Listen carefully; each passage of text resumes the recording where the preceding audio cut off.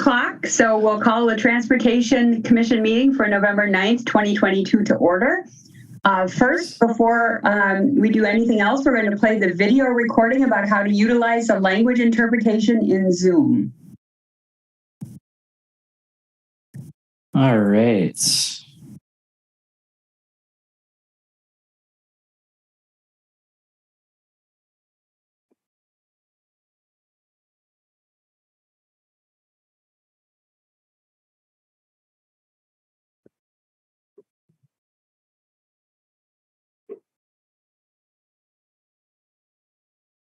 Select the language by clicking on the interpretation globe icon. If you're on a tablet or mobile device, click on the ellipse or three dots, and then language interpretation. Click the language that you would like to hear, even if it is English. Language interpretation is not available through your phone.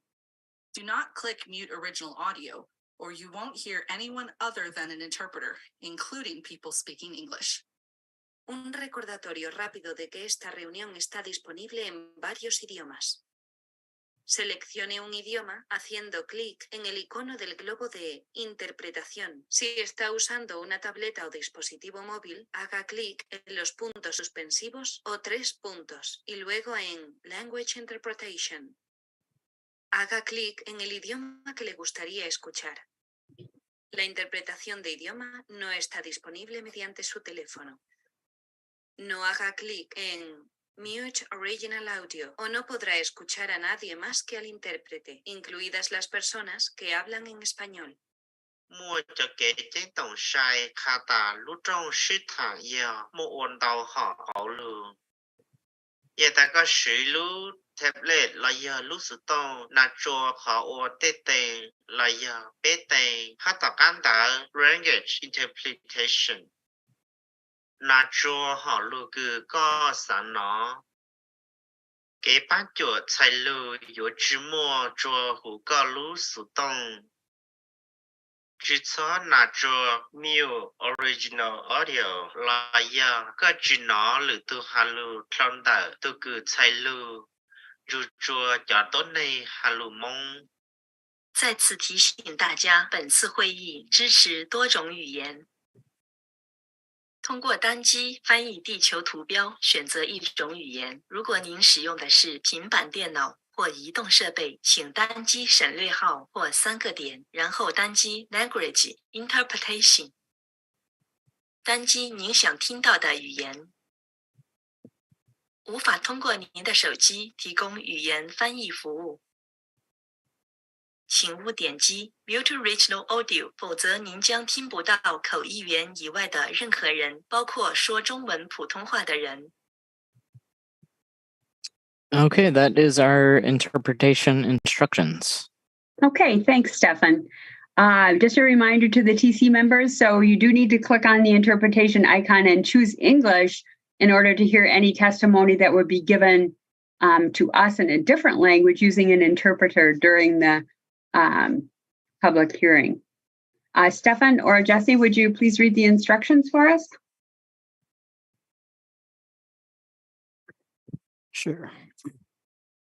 Welcome to our virtual meeting. We're going to cover a few basic items before beginning. If you lose connection at any point during the meeting, you can reconnect by clicking the link or calling the number in your original email. Both commission members and any non-commission holders in attendance will be limited to asking questions of speakers and will not be engaging in discussion or debate during this meeting. Reminder to any non-commission holders attending, if you wish to offer comments during this public hearing, you are welcome to register to speak.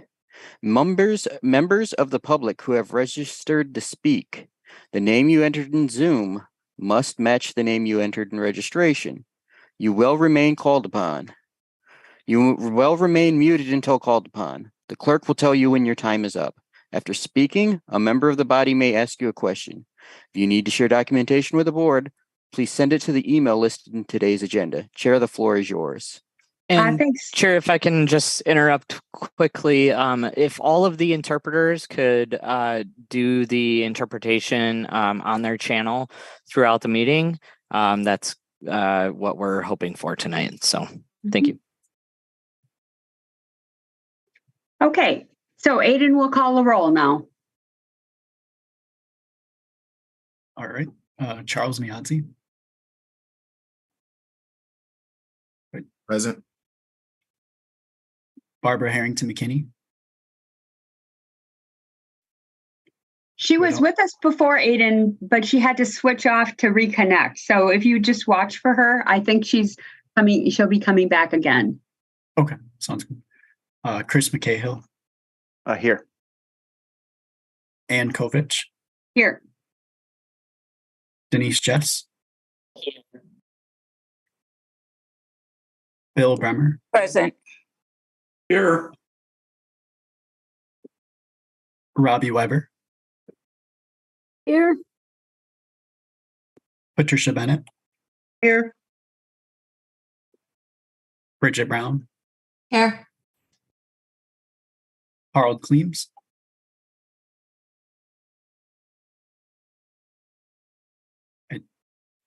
I see you. I think you just muted. And then Darren Wozniewski said that they would be absent for this meeting. Okay, thank you very much.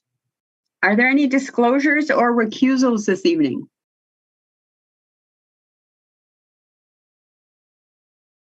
Okay, seeing no hands. So we'll move to item number 1, Register 74248, and I will open the public hearing. At the beginning of the meeting, we saw a video recording about how to utilize language interpretation in Zoom.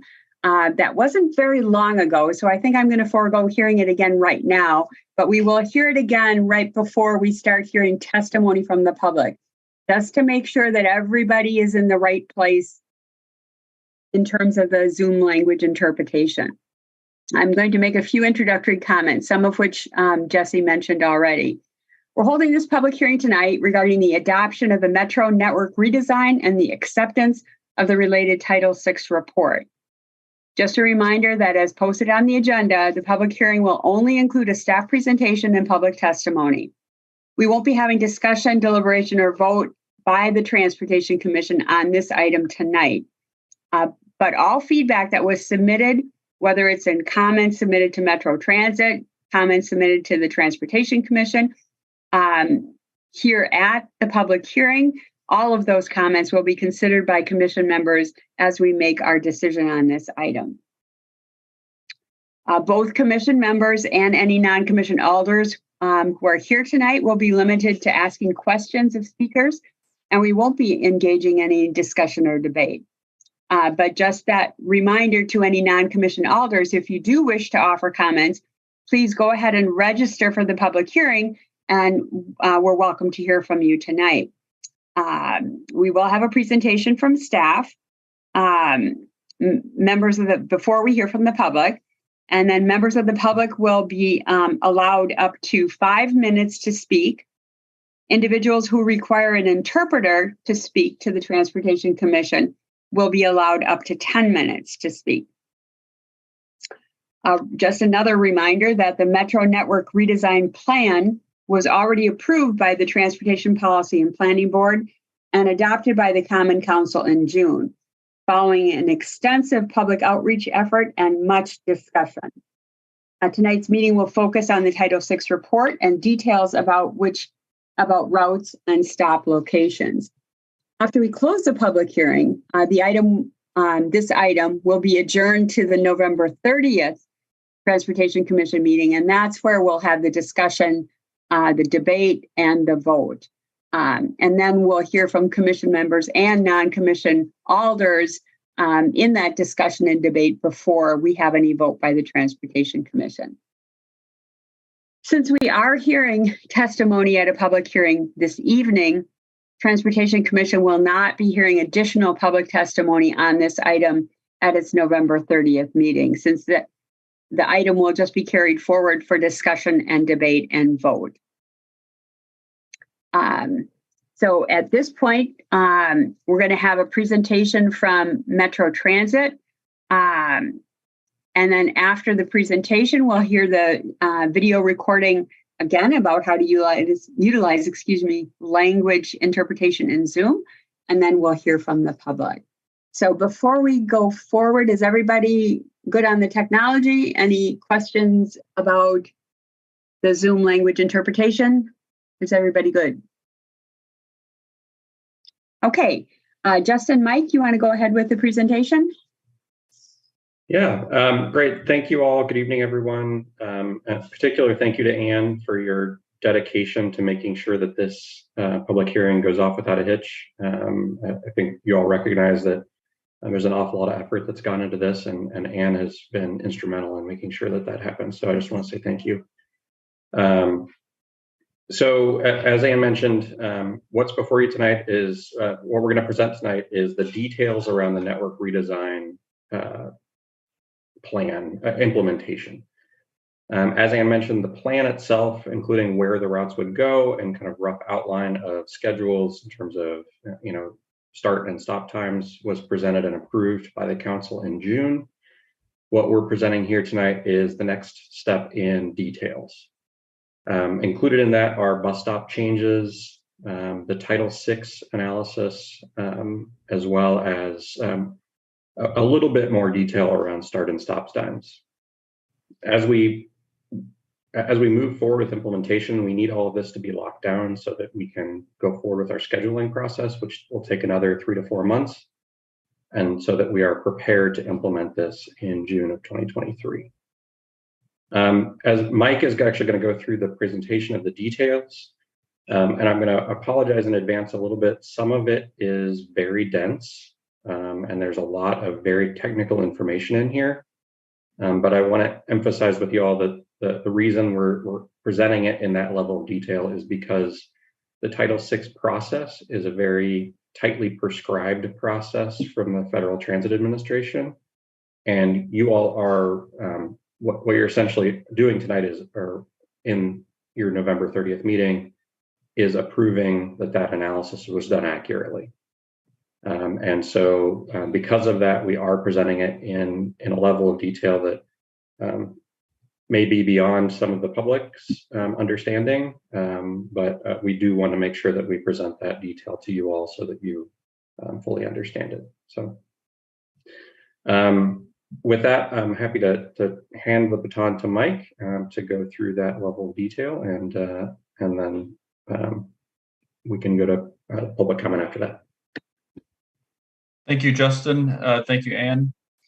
My name is Mike Chekfala. Again, the project manager for the Transit Network Redesign project. I'm going to try to share my screen, and so I'm going to trust that somebody will tell me if it doesn't work here. And going into presentation mode. Okay, I think it's working. Yep, that works. Great. Okay, so just a quick review, and I'm going to hope that somebody stops me or pauses me if I'm going too fast for the translation service or for any other reason that needs to happen. But just to review where we are on the Transit Network redesign, we've been working on this for about 2 years now. Phase 1 looked at existing conditions and choices. Phase 2 examined alternatives. Phase 3 developed a draft plan. And then we made adjustments to that draft plan based on community feedback and further work and analysis. That led to phase 4 adopting the final plan. And now we're working towards implementation of that plan. Implementation will happen in June of 2023, so that'll be next summer. Mike, why don't we pause and ask the interpreters if that speed was okay with everybody? If it wasn't, can you raise your hands? I'm not everything. That's okay. Yep, so interpreters would have to switch over to a different channel in order to tell us that. So okay. I would like for the speakers. I would like for the speakers to speak a little bit slower. Great, that's good to know. Okay. Thank you. We appreciate the feedback. Okay, so moving on, this was the adopted plan map. So this was the plan map that resulted after the amendments were incorporated into the draft plan, which was adopted by the Common Council. So you can see that the red lines are routes that run every 15 minutes, primarily during the day, and then the blue lines run every 30 minutes. No transfer points, and we have the two BRT lines, the two bus rapid transit lines, routes A and B. So this meeting and this step is really about interim implementation steps needed to get us towards implementation. We want to make sure that there aren't any surprises. So we'll go through a handful of things that we'll need to talk about. One is updating the route names. Second is showing you the draft system map that people will actually use. The third one is some minor route changes from the adopted plan map. Next is draft route start and end times, draft bus stop locations, and then we'll get into Title VI results.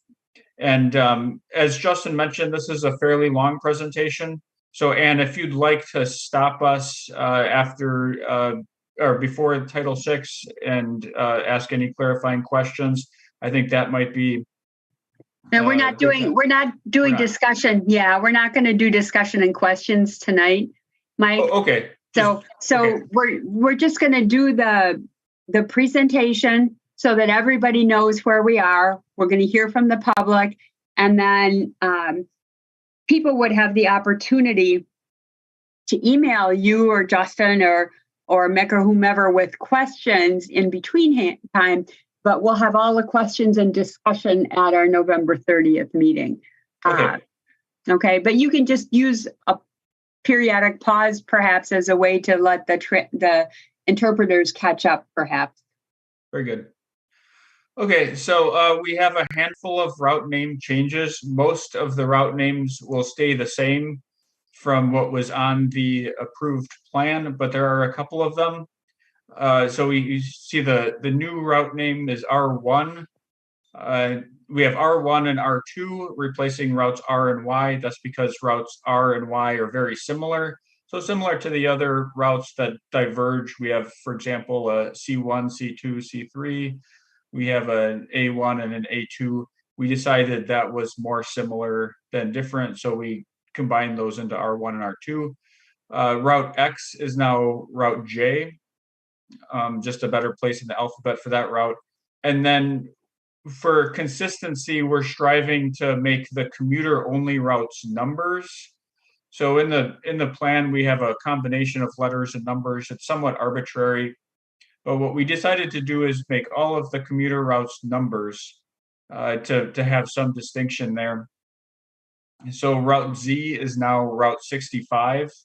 And then routes W and V are actually quite similar to existing routes 28 and 38. So we changed those numbers, those names back to 28 and 38. So they'll be similar to those routes. We also have two new potential routes in Sun Prairie. We're working with the city of Sun Prairie to implement transit service in their community. And so we wanted to establish route names for those potential routes. There will likely be two routes.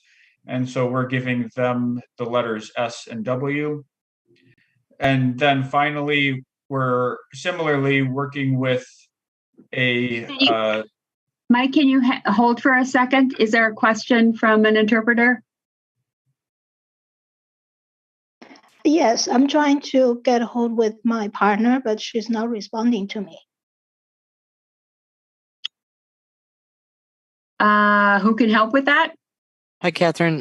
Who is your partner? Hi, Miss Bowen. Bowen. Hi, I'm here. Yep, you can switch maybe, Catherine. And Bowen, you can switch and then communicate through text message. But not email. Okay, I saw it. Their email address? It is in the list, the server list, too many of the emails. But I do have Ms. Bowen, my partner's telephone text message number, and I have already sent several telephone text messages. I just haven't got any response from her. Yeah. But she's there. We see her.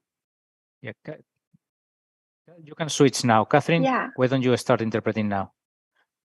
Bowen, it looks like you are unmuted, but you might be on the other channel yet, the Chinese. I am on. Can you hear me? I'm on English channel right now. If you could switch to English or original audio, probably. I am on English channel. We still can't hear you. I am on English channel. Stefan, were you saying she needed to be somewhere else? Yeah, I was suggesting that she moves to the original audio channel.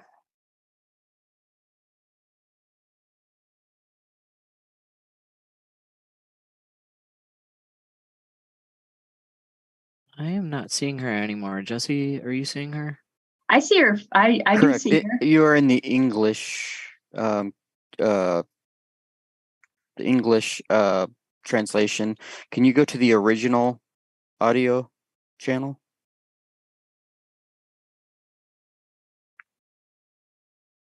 I am in English.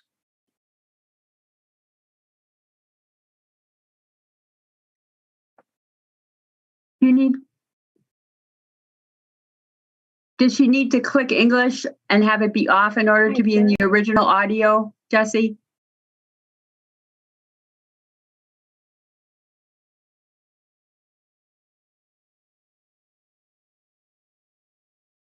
Let's see. Can you try speaking now? Yes. Can you hear me? I'm in English channel.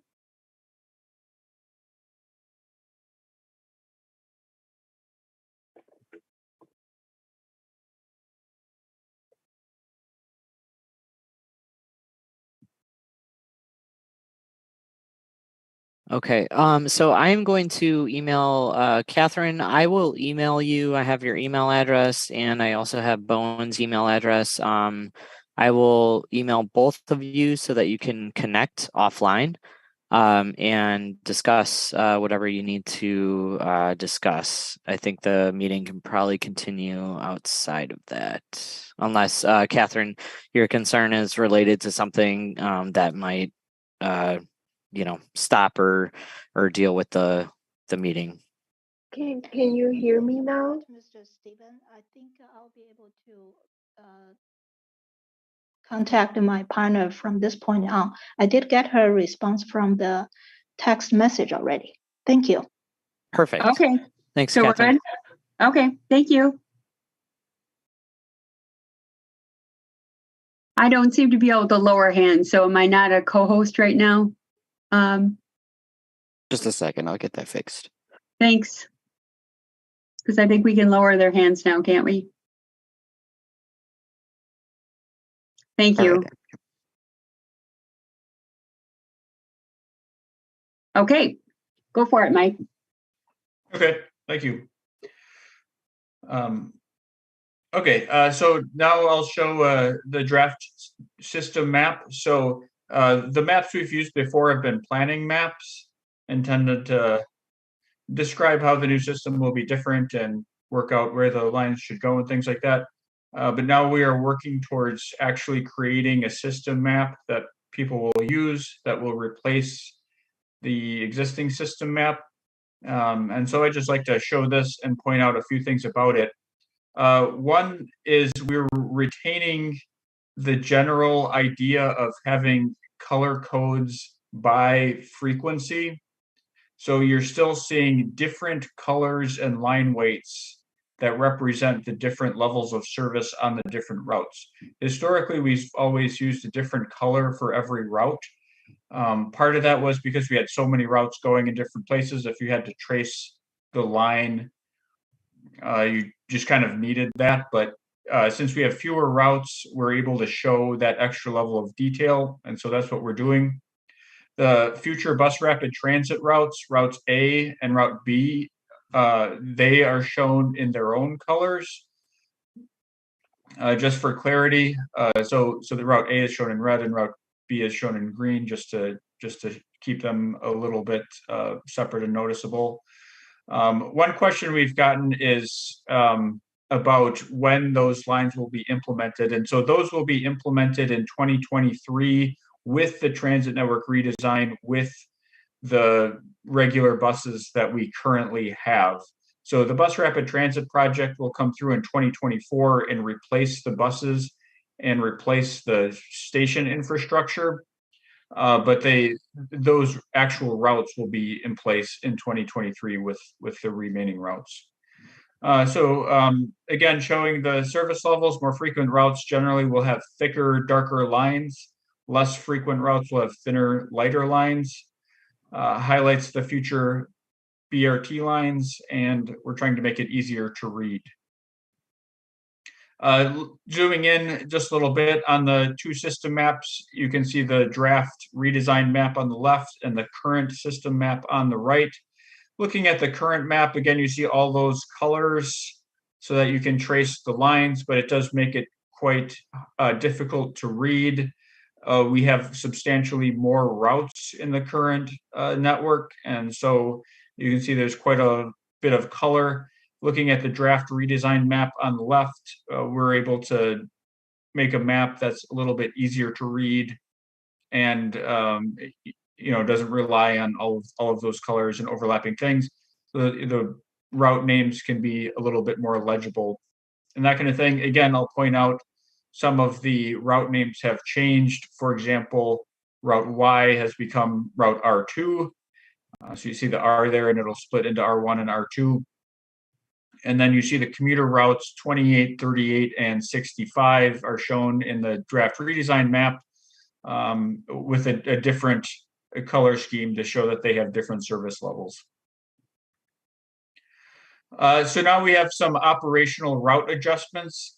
So these are minor changes that we feel are necessary to implement. They're minor changes, mostly around the ends of the lines.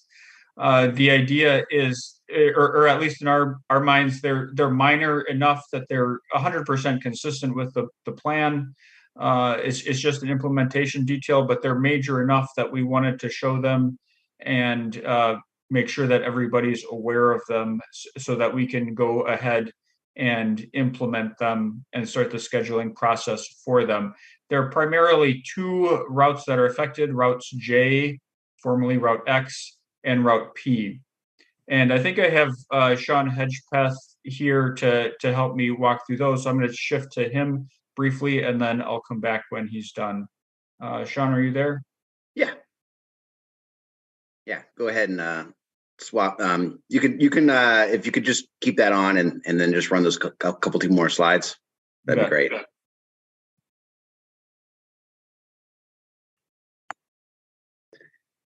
Okay, go ahead and flip to the next one if you could. I'm trying. Why isn't it working? Yeah, real quick. Yeah, so I'm Sean, the planning and scheduling manager at Metro. And like Mike alluded to before, we kind of have a design sketch we had that we were using to explain concepts to folks. We're getting more close now to more of a blueprint. A couple things happen when we start actually scheduling service. And a couple things happened at the amendments process at the very end of our Common Council meeting. One was that H there stops over there in Middle Point in Westfield over there. The previous plan had it going further north. So there was a thing called layover we need at the end of the line. We need a place for the driver to have a break and to get back on time. Also, the now J, it was the X before because it used to be peak only. Now that it's an all-day route, couple of things have changed. One of them is the H needs a place for that bus to park. It can't park out there on Mineral Point. It has to go somewhere near the eventual BRT station, which is that little white dot there on Westfield and Mineral Point. So basically, if you see there on the right, what we did is we had the H take up Gammon up to Tree Lane to Westfield. so it can actually lay over there at Westfield. And that way the driver can have a break and there will be connections to BRT. This does a number of different things that I can get into a little bit later. But one of the things that a lot of people that are familiar with our system now. Can you pause just a little bit every once in a while? Sure. For the interpreters, thanks. Yes. I will slow down. Thank you. Okay. All right. It's hard to do. It's very hard to do. I understand. Yeah, there's a lot of concepts here, and we're kind of pulling the curtain up to let our riders and stakeholders know what goes into some of these decisions. So right now, a lot of folks, they know when their bus turns into a different bus at the transfer points.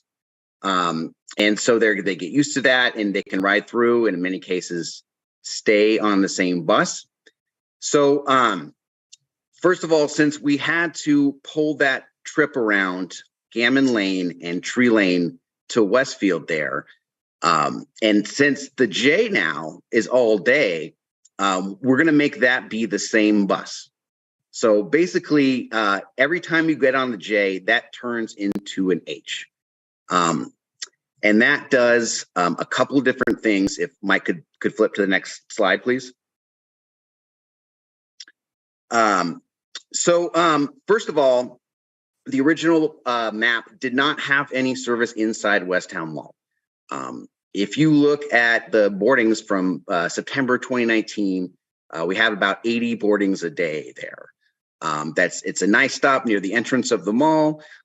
There's not a lot of places on Gammon Road to put a stop. And if we didn't do this change, basically people would be forced to walk down Gammon Road close to the overpass of the Beltline there. So doing this change allows us to pull into the mall, which is pretty big.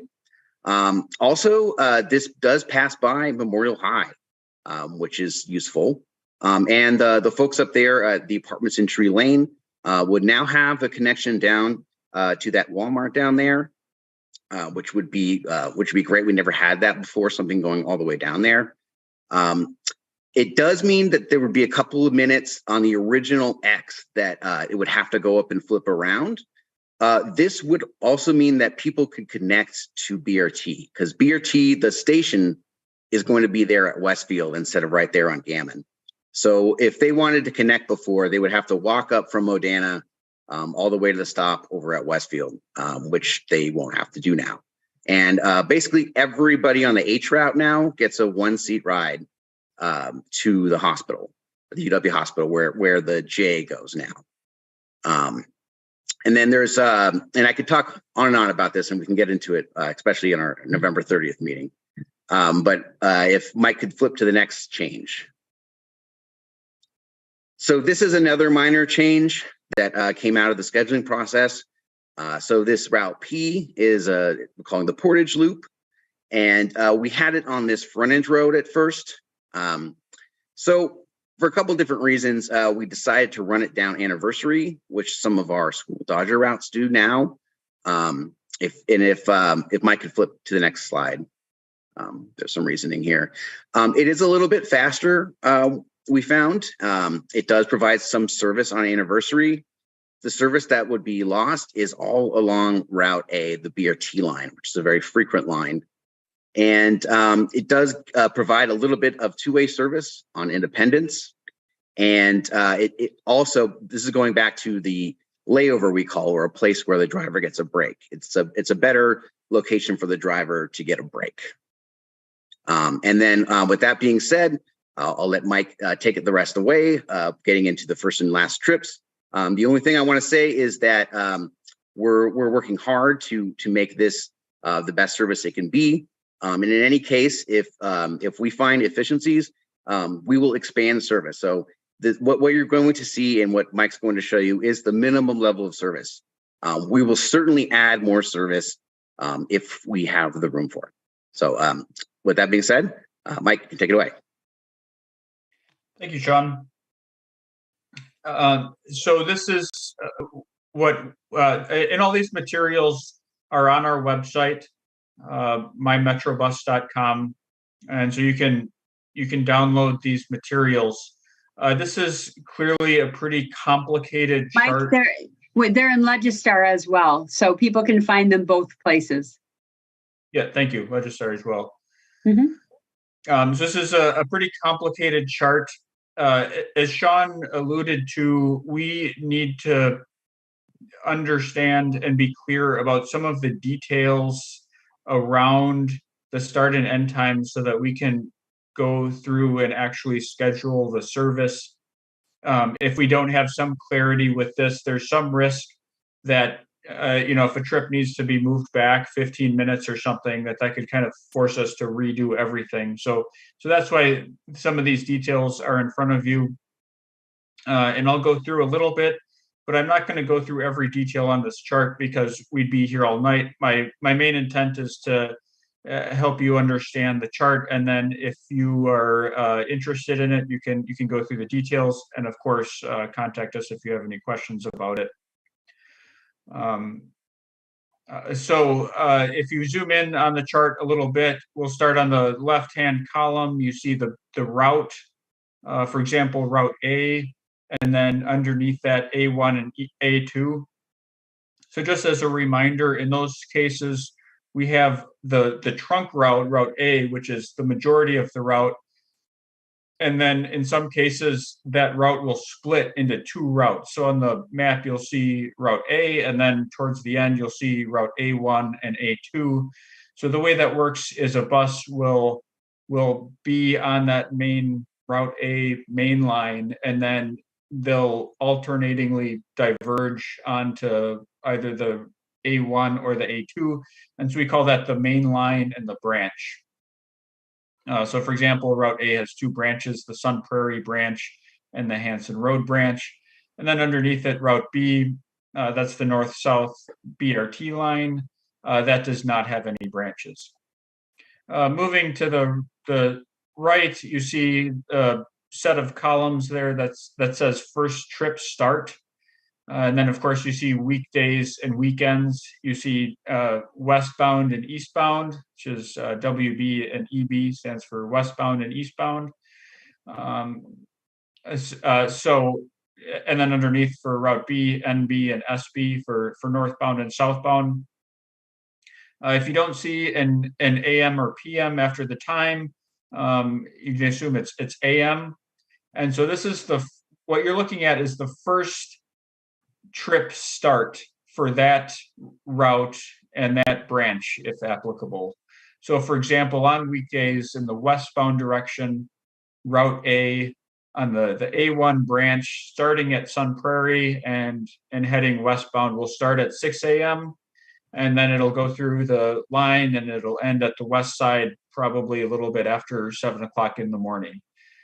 So there could be shorter trips in the middle of the line that start earlier, or that provide some service earlier than that first trip, but that's basically the first bus that starts at the terminal and goes from one terminal to the other terminal. When we put this together, we were looking at both the current service in the areas that are being served by these lines, and then also the service that was provided before the COVID reductions. And we generally picked whatever was earliest or whatever provided the most service so that we could maintain those trips. A lot of that was designed around, for example, getting riders to the hospital by a certain time because we found out that there was a shift that started at a certain time, like 7 o'clock or something. And so we're trying to retain, those scheduling details that were found out through the years. So that's the first trip, generally starts in the morning. If you look to the next column, you see a similar last trip. So that's similarly the last trip on that route or that particular branch that leaves the terminal. So for example, the last full trip that makes it's an entire trip from one end of the line to the other on the A1 branch will leave the Sun Prairie terminal at 10:30 p.m. and head west and get to the west terminal at probably close to midnight. So one thing you'll notice is that these times are a little bit earlier than what you'd see on the planning documents. And that's again because that last trip, if it starts at 10:30 or 11, it's going to take an hour or so to get to the end of the line. So even though that's when the trip started, there's still service after that. And again, there could be some partial trips that, for example, start in the middle of the line later than this to provide that full level of service throughout the route until the end of the service day. Just another thing to mention is that these times are generally rounded to about 15 minutes. So when it says 10:30, it doesn't necessarily mean 10:30 exactly. It could be 15 minutes before or after that. And then the final set of columns on the right-hand side of the chart is frequency. And so this was the frequency was an important part of the plan that was adopted. And so we've just repeated it here, but you'll see a couple different words like peak and base. So what peak means is the headway between buses, or the amount of time between buses during the peak periods, not including additional service that we add for capacity. So for example, we said that on Route A, we would have 15-minute service on the main line, and then when it diverges, it'll have service every 30 minutes on the branches. And then base refers to basically the worst scenario in the day. Typically, that's in evenings. So for example, in evenings for Route A, after around 7:00 p.m. or so, the service drops to service every 30 minutes on the main line. And then when it diverges, we have service every 60 minutes on the branches. Similar service levels for Route B. And again, I'm not going through every route, just in the interest of time. So we have draft bus stop locations. We have 8 maps showing the bus stops. This was a question we were asked during the planning process, is where will the bus stops be? And we said we would have that information and it would be available later when the routes are finalized. And so now the routes are getting closer to finalization. And so now we have some draft bus stop locations to show. There are a lot of changes to bus stops, so we expect that there will be some minor adjustments to these, but generally on streets with existing metro routes, we're using the current stops that are there. There are some exceptions where a bus will turn left or turn right, and so we have to move a stop around the corner or something. On streets with new bus service where there's not currently bus stops there, we'll use our adopted bus stop spacing guidelines of around a quarter of a mile between stops. Generally, we locate those strategically where there are high quality street crossings, crosswalks, traffic signals, and so forth, and if possible, near possible destinations. It's a little bit of art and it's a little bit of science. So this is just an example of one of the bus stop maps. So you can see this is bus stop plan map number 6. There are 8 of them. This is just an example near the Easttown area. The black circles are bus stops that are existing and that will remain. And the red squares are bus stops that will be closed because they will no longer be served by any route. And then the green circles are new bus stops that will be planned, or that will be installed for the transit network redesign. We'll have a separate approval process for those bus stops at a later meeting next year. Again, this is sort of an interim approval step where we need to make sure that we're on the right track so there aren't any surprises. As we implement these roughly 150 new bus stops in the system. There are about 867 at this point estimated closed bus stops and about 1,200 unaffected. So again, we've just really never had bus stop changes of this magnitude before, and so we're trying to have the information out there as clear as possible. We also have this information in text form. There are tables on Legistar and on the website that will go through each bus stop that is being closed or opened. Okay. And now I'll just pause for a second for if there's a need for that. And then we'll go into the Title VI results.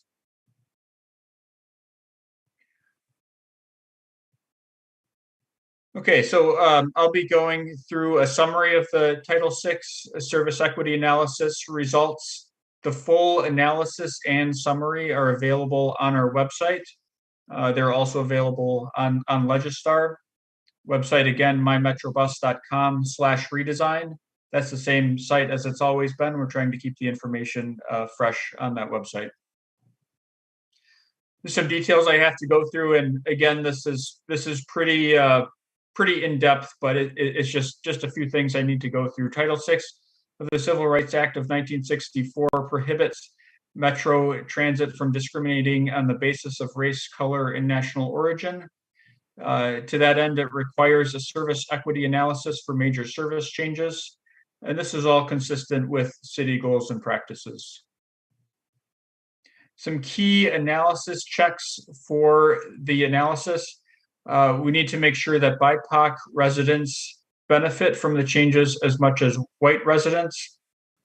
BIPOC stands for Black, Indigenous, and People of Color. Low-income neighborhoods benefit as much as other neighborhoods. Any service cuts do not harm one group, one of these groups any more than others. And what that means in technical terms is there are no disparate impacts or disproportionate burdens. Just one other thing I'll mention is that the Title VI guidance uses some language that we do not use, particularly concerning these groups of people. And so you might see some of those words that may...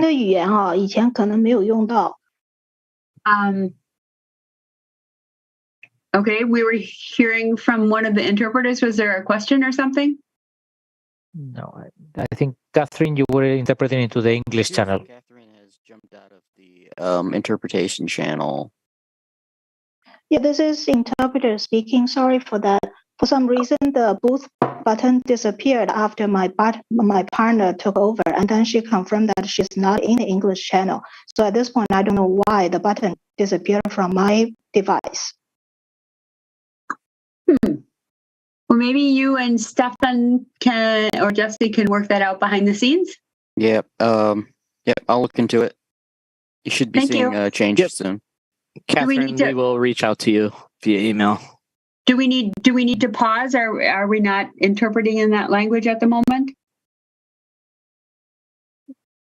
There is another person in that interpretation channel currently. Yeah, but if you could just continue until we get Catherine settled in here on the Mandarin channel, that would be helpful. Thank you. Thank you. Thanks for letting us know. Okay, Mike, go ahead. Okay, we're continuing. Okay. So service equity analysis looks at people in general. It categorizes people as low-income, non-low income, minority, and non-minority. These are federal guidelines. As I mentioned, some of these terms are not terms that we use, but they're terms that the feds use. And so you'll see some of those terms. So these are broad conclusions that are true for people as a whole. They're not necessarily true for individuals. So what that means is, we look at low income people as a large group and make conclusions about that large group of people. But there may be some people in that group that are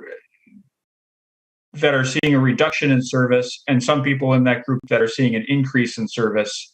And so just because the group as a whole may see an increase in service. That doesn't mean that there isn't an individual somewhere or people somewhere that are seeing a reduction in service. It's looking at things relatively broadly. So to quantify the level of service that's being provided by the new system compared to the old system, there are two different measures that I'm going to go through, and they're very technical. And so I apologize, but it's just something I need to go through quickly. If you don't get this entirely, that's fine. We'll go through it. One measure is service quantity. So this is looking at how much service you're being provided in general terms. So this is an example where we have Route 1 on the going left to right and Route 2 going north to south. And then the red blob is what's called a census block group. Census block group consists of several city blocks. It's a relatively small geographic area. And so the way service quantity works is it says Route 1, which serves this census block group, it has so many trips per year. And Route 2 serves that census block, and Route 2 has so many trips per year. So you add up all of those trips, and then the census block group has population in it, so it has number of people in it. So you take the number of people and you multiply it towards the number of bus trips, and you get a number that's called people trips. It's a measure that has very little real world. It doesn't really mean anything in the real world, but it's a way to quantify how much service people have access to if they want to use it. So that was the first measure that we did. We looked at the current system versus the redesigned system. The transit network redesign network provides 27% more service than the existing network.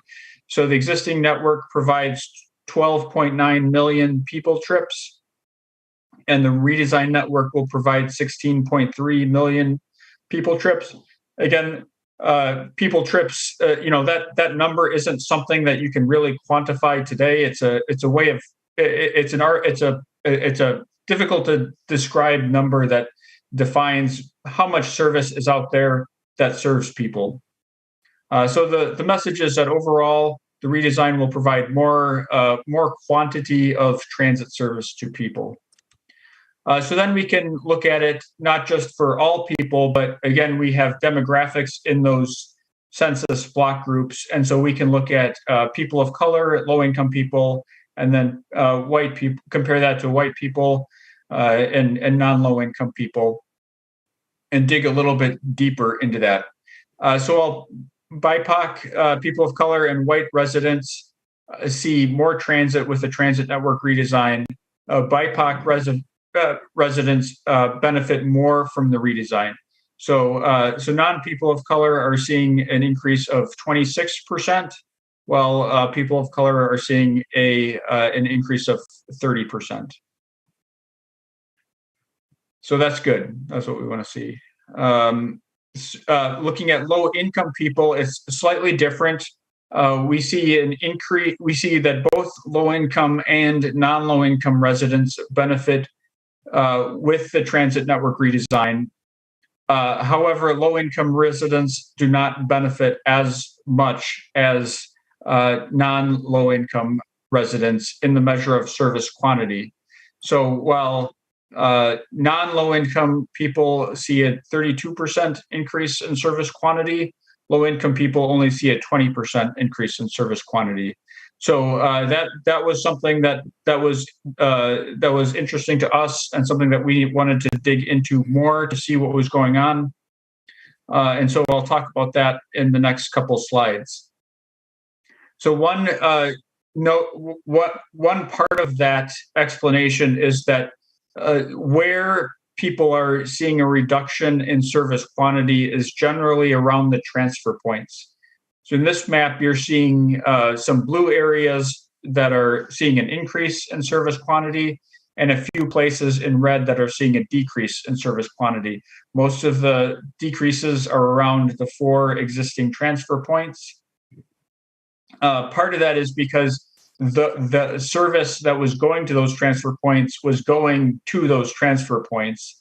You know, it wasn't necessarily trying to go there for that reason. It was going there so that they could connect with anything, and all that comes out in the number of people trips.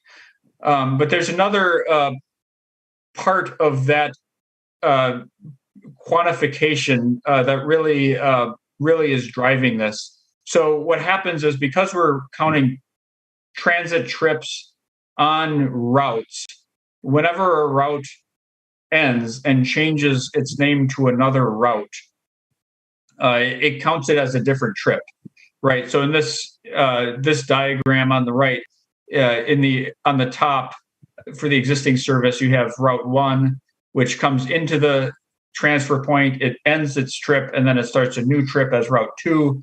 In reality, this might be like Route 2 turning into Route 50, or Route 4 turning into Route 21, or something like that. With the transit network redesign, we've removed the transfer points, and so we've eliminated that, where we have now Route A, or Route whatever it is, just going straight through. So what happens is, in the existing network, that trip gets double counted, but it doesn't happen in the transit network redesign. And so you see really a quantification error, a double counting that really shouldn't be there. We thought about how we could eliminate this double counting, but there really just isn't a good way to do it. And so I'm going to go back one slide. And so that's why you see a apparent reduction in service near the transfer points, because in the existing network, we have a lot of trips that are getting double counted. The other issue is that because all of those routes are going into the same place at the same time, you're not really seeing in the existing network a lot of usable frequency at the transfer points. You're seeing just a lot of buses going to one place at one time. And so unless you happen to live within walking distance, within a quarter mile of or whatever your walking distance is of the transfer point, you're really not benefiting from all of that service. And so you can see the geography that we're working with. The census block groups are considerably bigger than what most people would call a reasonable walking distance. But that so-called reduction in trips is being spread throughout that entire census block group. So we have other ways of looking at these effects, and I'll go into that next. But just to tie this up, the conclusion is that additional service in the transit network redesign near the transfer point is not as useful as it looks.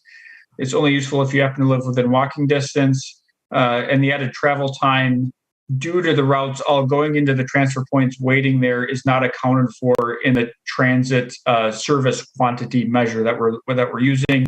And then, as I mentioned, trips are double counted because routes start and end there. Low-income residents benefit from the transit network redesign. However, it's not clear if they benefit more or less or about the same as non-low-income people. And so we'll try to make that clarification as we look into other measures. Measure 2 is transit access. So this is something that we use during the planning process. So if you've been with us, this will look somewhat familiar to you. So this asks, in a given amount of time, for example, 45 minutes, how far can you get on transit? But we're not really interested in how far you can get. We're interested in how many destinations that you can reach. So, for example, in this map, we have a person who lives on the southwest side of Madison. The darker gray area is how far they can get using transit and walking in the current system, and then the light blue areas are how far they can get with the new network. So this is not just pure quantity. It's not just about how many buses drive past your house, but how useful that service is. Does it actually go someplace that you can use it to get some benefit out of? Jobs data is a source that we have that's a stand-in for destinations. We understand that people use the bus for other things besides going to work. but jobs data is a data source that we have and we can use. And generally speaking, if there's a place that a lot of people are going to, there are likely jobs there, people working there to, for example, grocery stores and healthcare facilities. So when we do that measure for not one point, but many points spread throughout the city, we get a map that looks like this. The green hexagons are where you see increased access to destinations. In other words, you can get more places using the new system in the same amount of time. We do have a handful of places in pink which see a reduction in transit access. Again, those are mostly surrounding the existing transfer points. But there are a handful of places where you do see a reduction in access. So we can also use the same geography, the census block group geography, to see how that affects people and do the same comparison for people with low incomes and people of color. And so we end up with charts like this that, again, take a little bit to digest. But I think what is probably the most important column is the column on the right. So when we look at the median access to jobs or destinations for all residents, the median person sees an increase of 94%. Again, that's an increase of 94%. That's not 94% of, that's nearly a doubling of access to destinations for all residents. When we look at non-low income people, we see an increase of 87%. And when we look at low income people, we see an increase of 92%. You might ask why some of these numbers don't add as much as evenly as you think they would. The reason is because you're looking at individuals, how many jobs they can get to, and then you're taking the median individual and saying, how is that median individual affected? So nothing really adds together. None of these, many of these numbers don't, add to a logical total. They're really kind of separate groups, but we can compare them to each other. So this is good news. This tells us that low-income people have more of increase in transit access compared to non-low-income people. So that's generally what we want to see. We can also look at people of color, the BIPOC population. Again, the numbers are there, but I'm just going to focus on the percents increase on the column on the right. So all residents, the median resident in the service area will see an increase of 94%. That's the same numbers, the same population. We look at non-minority, so white, non-Hispanic people, we see an increase of 90% in transit access. When we look at people of color, so that's a combination of basically everybody who's not white. Anybody who's not white, non-Hispanic is considered a person of color for this analysis.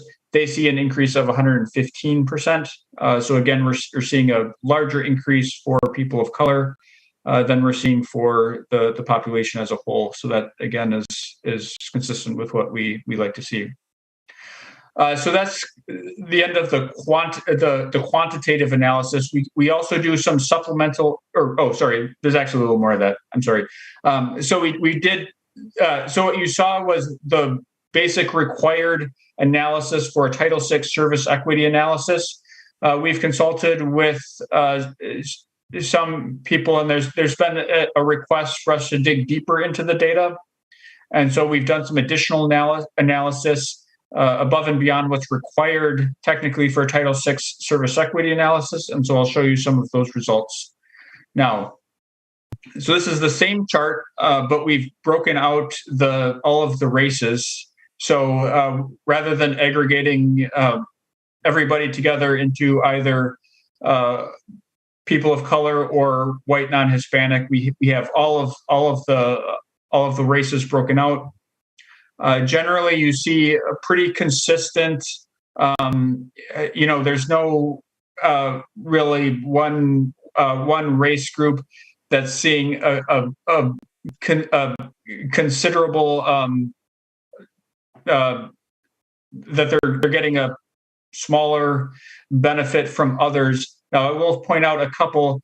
We see a Native American, Alaskan, and Native people, they see an increase of 87% compared to white non-Hispanic that see an increase of 90%. So that is technically a little bit less. However, it's just, that it's so close that there's, with you're looking at a population of only 1,500 people. That number is really well within the margin of error. And then at the very bottom, Native Hawaiian Pacific Islander, that group is seeing a very small increase of only 20% in transit access. However, the sample size for that is so small, it's less than 200 people. It is really considered a sample size that is too small to be meaningful. At that very small sample size, you're really talking about a few individuals and how a few individuals are being affected. And again, we just can't really do that. We also looked at transit access for people with low English proficiency. Again, probably the most important column is the one on the right. People with low English proficiency may experience a smaller benefit than the average resident. However, there's a high margin of error, again, because of the small sample size, and the difference is small. The difference is basically within our margin of error, but there is a difference there. 94% improvement for all residents, 87% for low English proficiency. We also looked at older adults. Again, looking at the column at the right, same number, 94% increase for all residents. Older adults will see an increase of 81%. So, that is a slightly higher sample size, and that is a noticeable difference. So we thought we would look into that a little bit. So again, we're seeing an increase in transit access for all residents, including seniors, but not as big of an increase in transit access for senior adults compared to the population as a whole. So there is an explanation for that. Compared to people as a whole, younger people and the population as a whole, older adults tend to be found in lower density neighborhoods. So if you look at the west side and the east side, you're seeing a tendency for older adults to live in some of these lower density neighborhoods compared to the population as a whole. And so, fundamentally, as we transition to a system that tries to serve more people better, we end up not having as much coverage service in these neighborhoods where older adults are more likely to live. So the decision to go from more of a coverage to a ridership network is likely going to have these results. The other thing to keep in mind is to move back to a coverage network that would have an even larger increase for older adults, would fundamentally undo many of the improvements that we're seeing, particularly for low-income neighborhoods and people of color who are seeing many of the benefits from the new network. We also looked at transit access for people with disabilities. We're seeing pretty much the same numbers, increase of 94% for all residents, an increase in transit access of 87% for people with disabilities. But the sample size for that is slightly lower than for older adults. So as the sample size goes down, we get less confident with the numbers.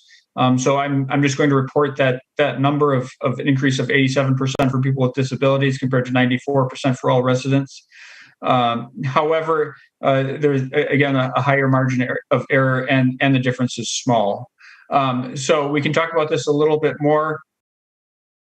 So the census data on where people with disabilities live is much less accurate than the data for other residents. We do not have this data at the census block group level. we have it at the census tract level. So a census tract is several block groups combined into one. So now we're looking at much bigger areas. And so if you look at a larger area, people can be concentrated on one side or the other of that area. It just becomes harder to make these kind of general conclusions about that area. The data also does not show exactly where people live or how someone's disability might affect how they're able to reach a bus stop or use the bus. And also, there will be no paratransit area lost with the transit network redesign. Some areas will gain new access to paratransit service.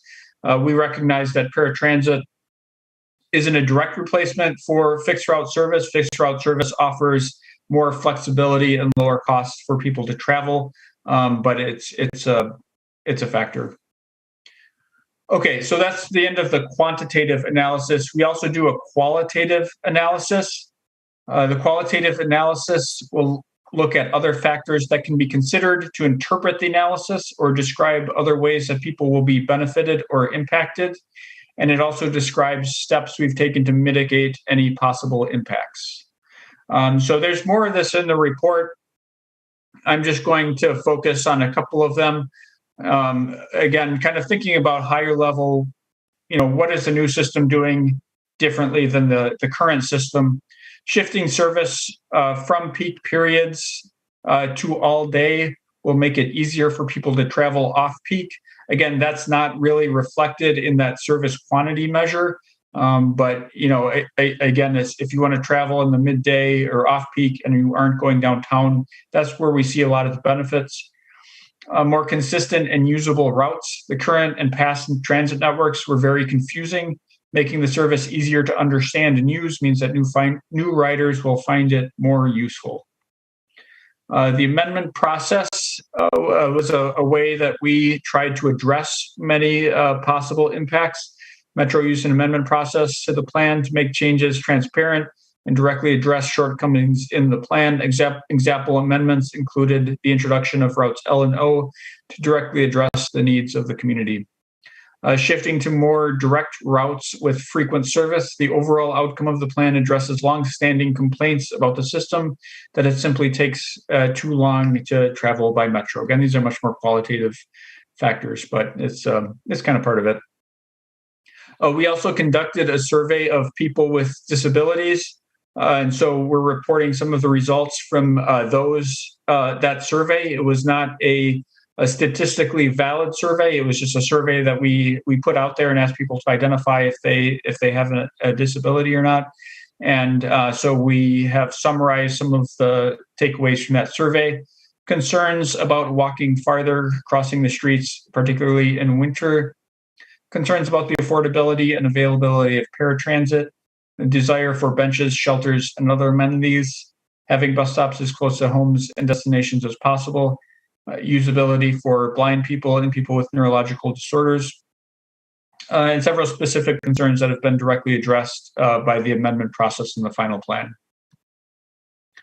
So the conclusion that we're proposing from the Title VI process is that Metro Transit staff recommends enacting the transit network redesign plan as adopted by the City Council.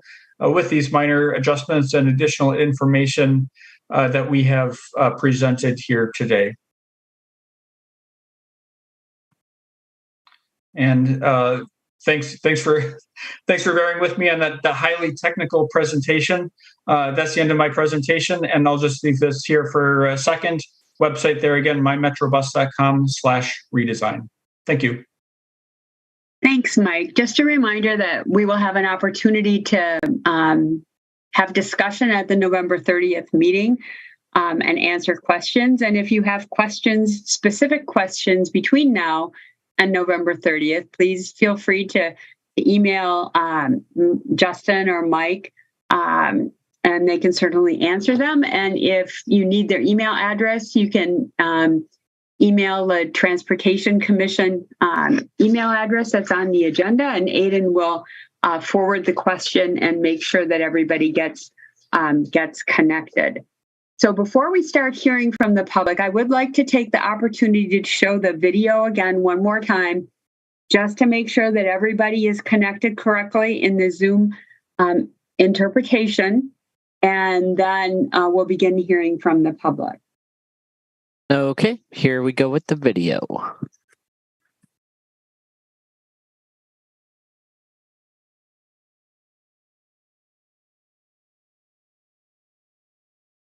Okay, having issues. Just 1 second here.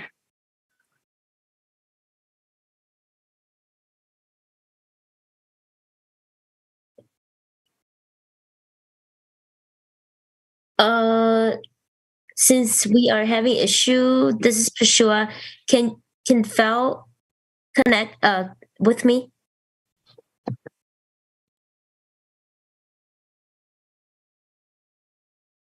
Are you guys hearing me? We're hearing you, yes. Okay. Here we go. Select the language by clicking on the interpretation globe icon. If you're on a tablet or mobile device, click on the ellipse or 3 dots, and then language interpretation. Click the language that you would like to hear, even if it is English. Language interpretation is not available through your phone. Do not click mute original audio, or you won't hear anyone other than an interpreter, including people speaking English. Un recordatorio rápido de que esta reunión está disponible en varios idiomas. Seleccione un idioma haciendo clic en el icono del globo de interpretación. Si está usando una tableta o dispositivo móvil, haga clic en los puntos suspensivos o 3 puntos y luego en Language Interpretation. Haga clic en el idioma que le gustaría escuchar. La interpretación de idioma no está disponible mediante su teléfono. No haga clic en Mute Original Audio o no podrá escuchar a nadie más que al intérprete, incluidas las personas que hablan en español. Mua cho kế chế tổng sai kha tà lúc trong sư thả yêu mua ôn đau họ hảo lường.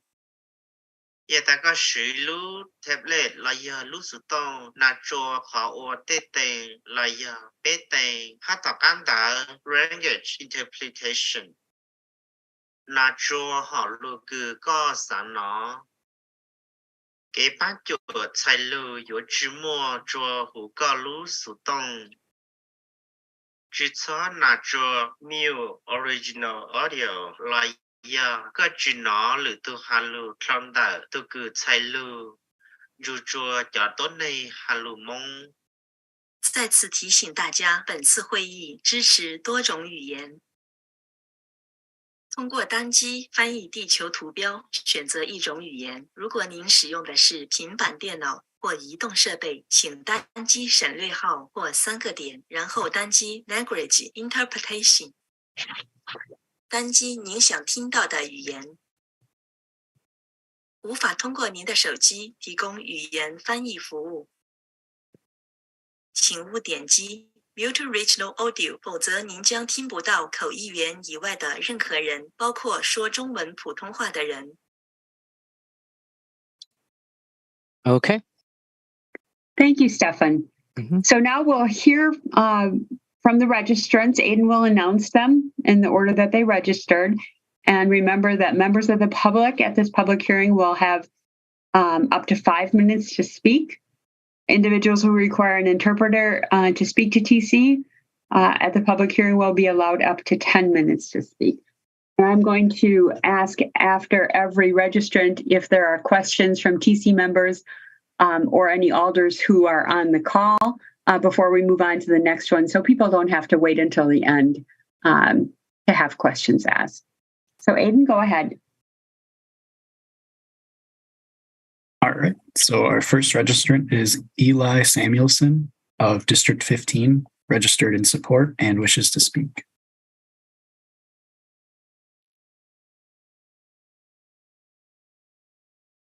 Eli, you are unmuted. Can everyone hear me okay? We can, Eli. Thank you. Go ahead. Hi. So I am an individual who is a current master's student at the University of Wisconsin, but I've gotten a job recently, and I am will eventually be off the ASM bus pass. And I had been looking at the current Metro bus pass system and saw that there's both a 31-day pass and an adult 10 ride card, and was looking at the different prices and was wondering if there was a plan to implement a different type of kind of pay-as-you-go pass system. Because as a rider, I don't feel I use enough of my rides to make the 31-day pass system worth the $2 per ride. And having an adult 10 ride card means that I am constantly having to rebuy the 10 ride card. So I was wondering if there, with this transit redesign, if there was a plan in place to update to maybe a kind of pay-as-you-go ride card. I feel like that would also decrease the amount of cards one would have to buy and things like that. So I was wondering if there's a plan for that at all. Okay, I believe there is a new fare system that's going to be coming soon. So Dustin, perhaps we can connect with Eli offline and get the answer to that question. Or Chris, did you, is that okay, Justin, if we connect with Eli offline? And perhaps at our November 30th meeting, as we're talking about next steps, we can talk about the fare system as well. Yep. Chris, go ahead. Thanks. And I was just going to suggest that you clarify for folks that are registered to speak how the process works, so we don't get questions like that too much. I'm sorry, in terms of? Well, that we can't answer questions.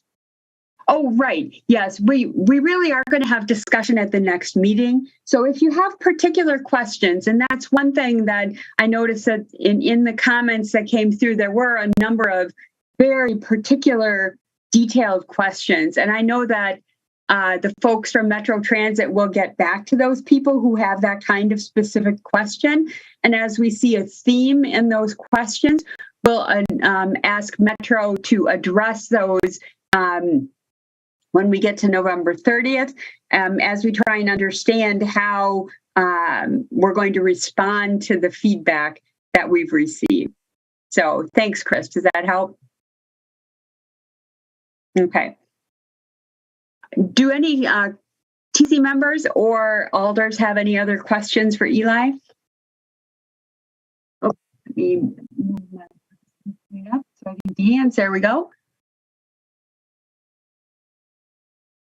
Okay, not seeing any hands. Thank you very much, Eli. Next, Aiden. Next is Douglas Meyer of District 8, opposes and wishes to speak.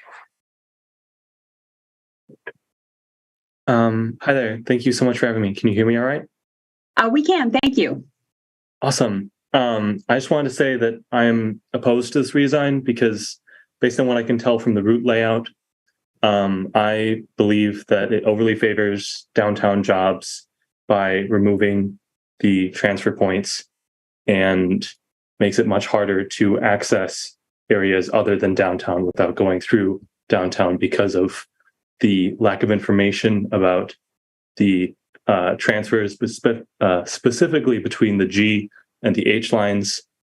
And I believe it'll be much more difficult for users to get to their destination. I'm also very curious about how many jobs that were kind of shown in the percentages are located downtown or by the UW campus, because plenty of Madison's jobs aren't located in those areas. And I'm curious about what effects we'll have for commuters to locations other than downtown. That's it for me. Thanks so much. Okay, thanks, Douglas. Do any commission members or alders have any questions for Douglas?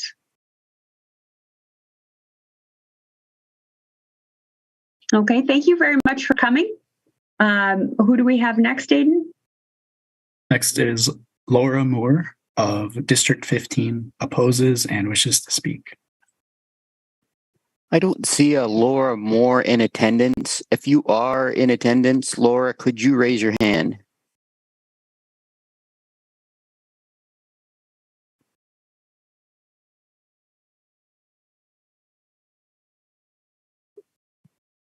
All right, you're unmuted. Laura, go ahead.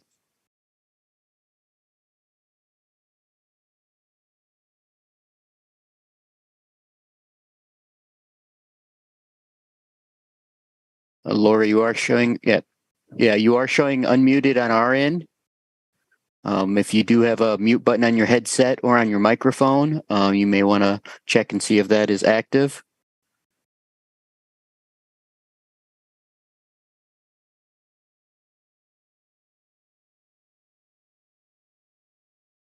We're not hearing you if you are speaking.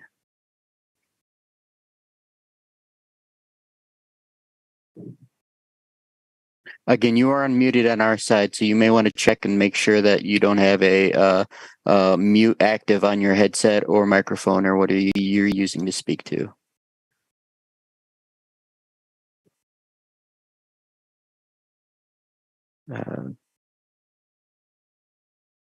If you're unable to get it to work right now, the best option would be to exit the meeting and then return on the link that you had used to enter the meeting, and we'll see if your microphone works upon re-entry.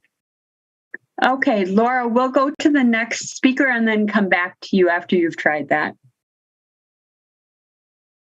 Who do we have next, Aiden? So next is Steve Glass of District 10, registered opposing and wishes to speak.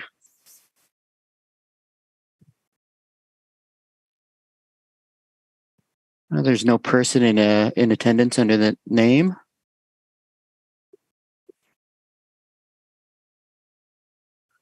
Steve, if you are in attendance, could you raise your hand so we can locate you? I do not see Steve in attendance on the attendees list. I'm not seeing any hands raised, Chair. Okay, we'll put a question mark by Steve and come back and ask again later just to make sure that we don't miss them. Who do we have next, Aiden? All right, so next is Miso Kwok of District 2, neither supports nor opposes and wishes to speak.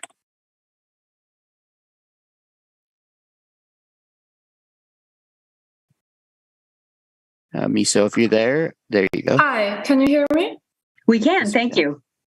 Yeah, so just, I guess, the reason why I couldn't support or oppose was because I'm a new student here at UW-Madison, and I just would like to make a comment for consideration of also the redesign to also include making the bus announcements more accessible. I am a blind person and always rely on the announcements of audio, and I find that the announcements are not clear. So I'm not sure if this is a scope of the redesign, but I think it would be a good opportunity to also attend to making the accessibility of the operation of the buses on an individual level to be more accessible. I'm also curious if this redesign will affect the buses that have the routes that are currently 80, 81, 84, etc. And if so, what that might be. And finally, I would be curious to know, to be honest, I haven't really looked on the web for it, if the presentations that were made, and especially some of the information that were shared, such as new stops, routes, etc., how those will be communicated in a manner that's accessible to screen reader users and folks who cannot access kind of visual information that's not a text. So those are my comments and questions / concerns. So thank you. Yes, thank you very much. And those will all be taken into consideration and hopefully addressed as we talk about next steps relative to implementation. And we appreciate your feedback. Do any commission members or alders have any questions for Miso?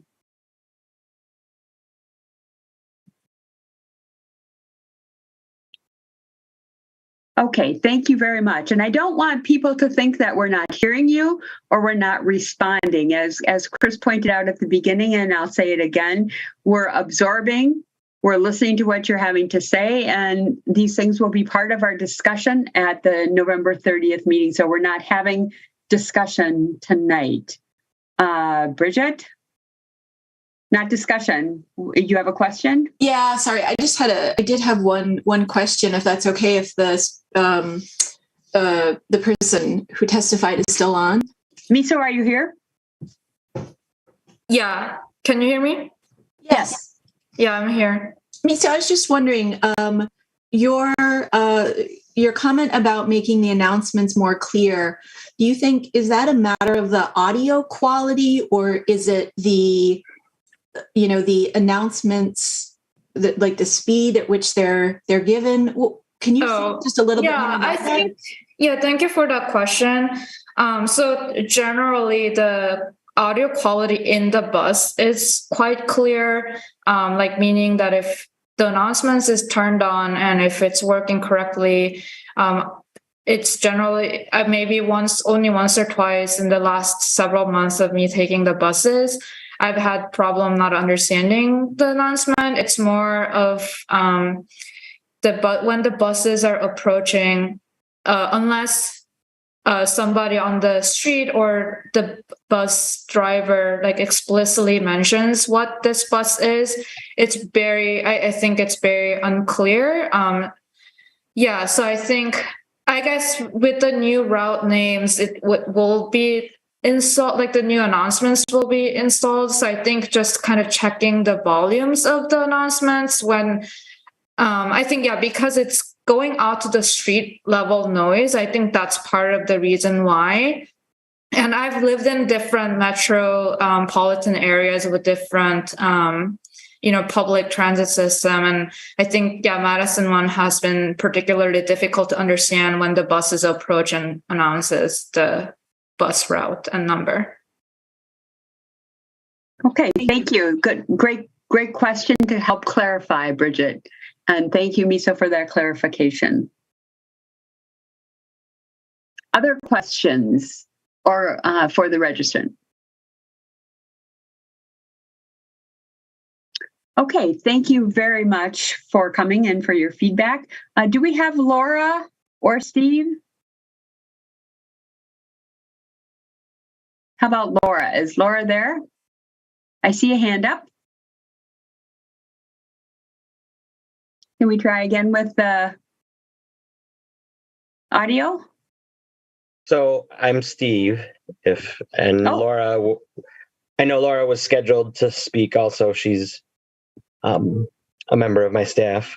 So I think she was scheduled to speak before me, but if you want to go in a different order. Well, as long as you're starting, go ahead, Steve, and then we'll go back to Laura if that's okay. Since you've started, go ahead. Sure, sounds good. So my name's Steve Maurice. I'm the director of the Catholic Multicultural Center. And I appreciate the presentation that was given earlier that sort of clarified how the analysis was done and kind of somewhat the parameters of it was. And so it partially addressed maybe one of my concerns. As the director of the CMC, obviously we serve a lot of low income and people of color and people with second language, limited English. And the neighborhood we are in is also meets a lot of those categories. The Brams Addition neighborhood has the census tract that Brams Addition is in is actually one of the 10 most racially diverse census tracts in the entire state. And we are going to experience a loss of service with the redesign. And maybe partial answer to that is the fact that we're close to the South Transfer Point, and the point was made during the discussion or during the presentation that areas around the transfer points are going to see a reduction in service because of the fewer buses that will be going, in that area. So, but being that obviously the equity analysis was trying to address access for people of color and people with disabilities and limited English and low income. And we serve those populations significantly, and we're going to see less access, and the neighborhood around us is going to see less access. It calls into question the analysis when we see, those specific populations going to be receiving less service. Currently, there's a bus that goes through the neighborhood that is hourly, but it's hourly going both ways. The O route that had been added, and that O route was added because of a lot of advocacy on the part of residents and advocates in the neighborhoods, is going to be a one-way route. So it's going to go through the neighborhood once an hour and going only one way. So it's going to be a less access for our clients who use the food pantry, who use our meal program, who use our English classes. And so that's obviously a concern. The fact also that Park Street in general is going to see a lot less access, and many agencies on the Park Street corridor that serve these populations. Obviously, there's Centro Hispano, the Urban League, the Literacy Network, Nehemiah. There's just going to be a lot less access in that area serving those populations that rely on these agencies. So I would, if possible, recommend to the committee to maybe look again at some of those more specific access issues that are going to affect people in not only for jobs, because obviously jobs are very important, getting access to jobs, but getting access to services, getting access to have their needs met through nonprofit agencies and other services is also a crucial thing for many families. So thank you very much. Thank you for coming, Steve. Questions for Steve from commission members or alders? Chris, go ahead. Thanks. Thanks for coming and speaking again. I mean, you raised some good points about the nuances of the equity analysis. I know we've heard from your organization all along the way. I had a question for you that has kind of stuck with me every time we've heard from your organization. It seems like your building technically has access to Park Street, except that the door is on the opposite side. So as you talk about concerns about access to the neighborhood, I know it's thinking outside the box a bit, but is there any reason that your folks can't access Park Street directly? They can't because of the way the property is built and the way the building is built and the way that it was zoned for access from Beld Street. Just again, specifically for the neighborhood, I mean, it is a interesting neighborhood in the way that access to Park Street is fairly limited. If you look at Beld Street, and so all the residential area between Park Street and the neighborhoods behind it on the west side there, the only access points to Park Street are basically the two ends of Beld Street and Winger Drive.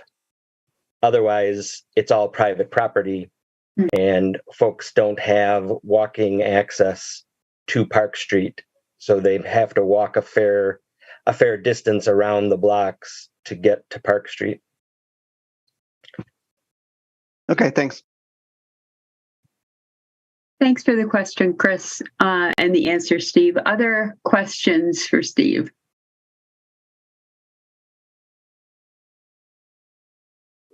Okay, Chair, as a point of clarification, that was Steve Maurice. Before we had read in Steve Glass opposed, wishing to speak. That was Stephen Maurice. Madison, I had the wrong. I'm sorry, I had the wrong Steve. I asked for Steve, and I didn't write down the last name. I just had the first name written down. So yeah, that's Steve Maurice, Madison, Wisconsin, representing the Catholic Multicultural Center that we just heard Okay. from.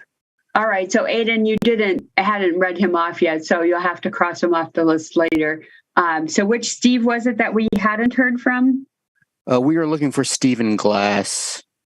Okay, thank you. Or Steve Glass is registered. Sorry about that. I'll have to write down both names to keep track. Okay, thank you for that clarification. Any other questions for Steve Maurice, who just spoke? Okay, do we have Laura? Is it more? Oh, hang on a second. Alder Carter, was that a question for Steve Maurice? Yes, I just wanted to, Steve, can you address the residents or your clients that go to the current grocery store, or are they just using the food pantry at the CMC? No, obviously our clients use both grocery store and food pantry. Most folks that use food pantries, are also using grocery stores. And so using the bus to access both food pantries and grocery stores is always a challenge, because obviously carrying a lot of groceries, a distance to get to the bus is always going to be a challenge. So having bus stops nearby both grocery stores and food pantries is sort of an important thing, because it's going to be difficult for clients and customers to carry their groceries, a distance to get to a bus stop. Thank you for that. That's what I wanted to hear. Thank you. Thank you, Alder. And Steve, thanks for the answer. Are there additional questions for Steve Maurice? I see interpreter Catherine Dahlberg has her hand up. Yes, madam. Sorry that the interpreter is speaking again. I sent requests through different ways to the facilitator, IT facilitator. I think it is Mr. Precourt. I haven't got a response from him yet. Yep. Catherine, I was just writing up a response. You are an interpreter on our end, so if you could just select the Chinese interpretation channel before you were coming through. So the same thing that you did before would work. It looks like I'll need you to first put me manually in the channel, because at this point I don't see the button. Sorry for that. Yeah, Catherine, did you exit the meeting? Have you exited the meeting recently? There was a technical, my device was stuck with the booth. So my partner at that point was not able to take over when I was stuck. I had to exit in order to allow her to take over. But after that switch, then when I came back, I am not in the booth. I was kicked out. Sorry for that. Yeah, if this happens again, just go ahead and raise your hand, and I'll keep an eye out to try and get you on that channel. Sure. Thank you very much for the help. Okay. Alder Harrington McKinney, was that a question for Steve Maurice, or? Yes, that was a question for the representative for Steve Maurice. Steve, about the challenges for some of you or access the grocery store. Is there van or something to help or assist currently, or they do other forms of mobilization? If I understand the question, you're asking if we are able to provide transportation assistance for clients?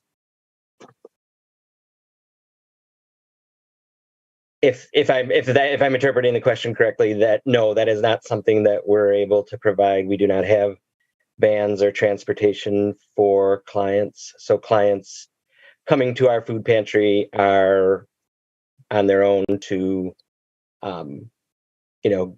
come to and from the food pantry and to transport their groceries once they've come to the food pantry.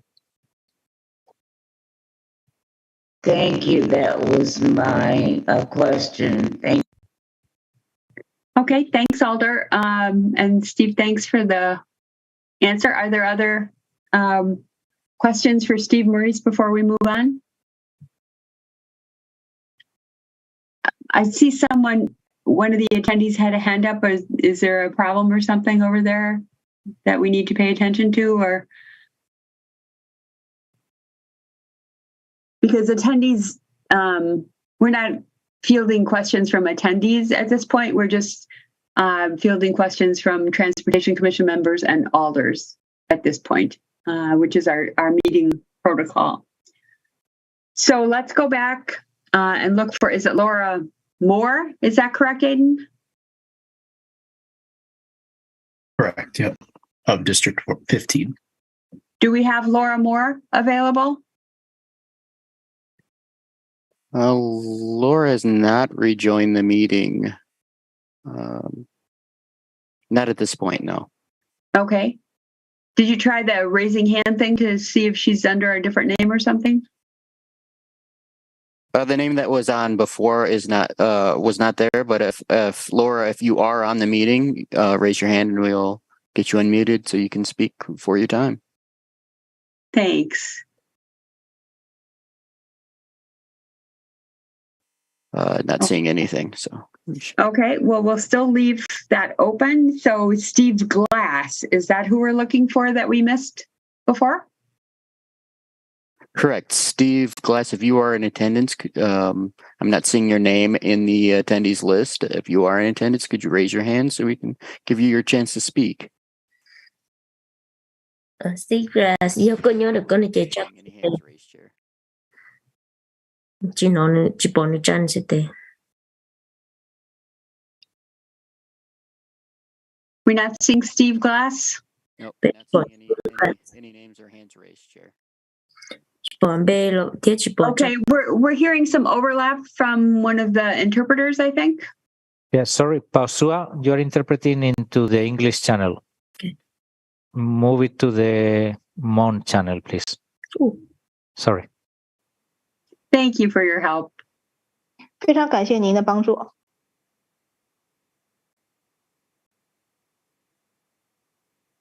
Okay, who do we have next, Aiden? 好的，下一个人谁发言？换一个人说，这个人叫 Adam Patrikoff。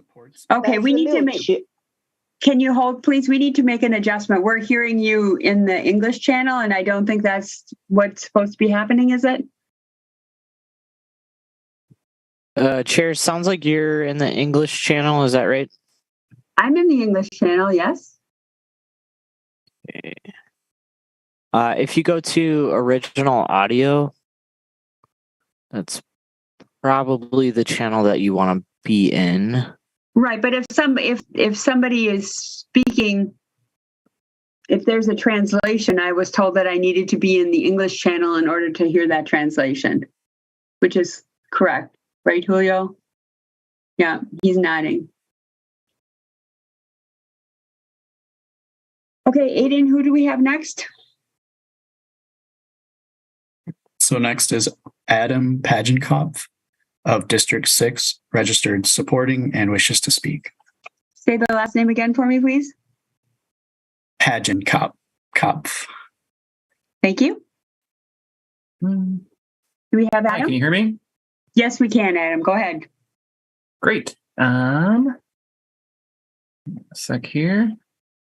Great. Yeah, so I just wanted to speak just generally in support of the network redesign final plan, kind of, and that I say that I support the implementation in 2023. I feel that kind of the current status quo is somewhat unacceptable for Metro Transit, and that the changes put forth in the network redesign are going to bring a lot of significant benefits to riders throughout the city, particularly bringing more frequent and direct buses to locations throughout the city, and increasing daytime,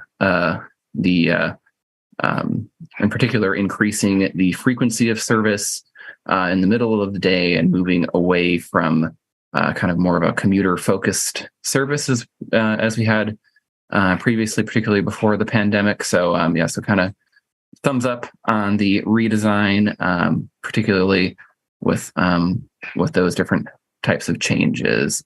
In particular, I just kind of feel that I think that these changes are kind of a good thing overall. And I've got some questions that came up from the presentation. We'll go ahead and submit those directly, so hopefully might get addressed in the next meeting. Thank you. Yeah, thank you very much. We appreciate your comments. Questions for Adam from commission members or alders?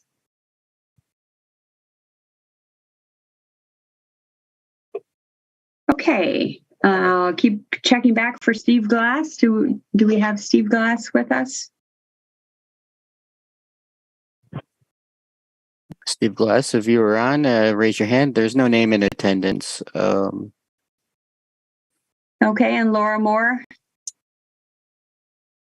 No, Laura Moore as well. Nope. Okay. All right, who do we have next, Aiden?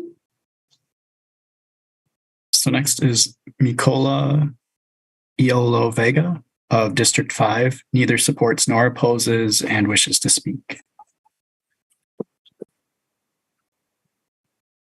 Hello, can you hear me? Yes, we can. Okay, super, thanks. Hello, so my name is Mikola Iolo Vega, and I'm a resident at the Eagle Heights community. And I'm thankful for this presentation. The plan looks quite nice, but there are some suggestions that I would like to highlight.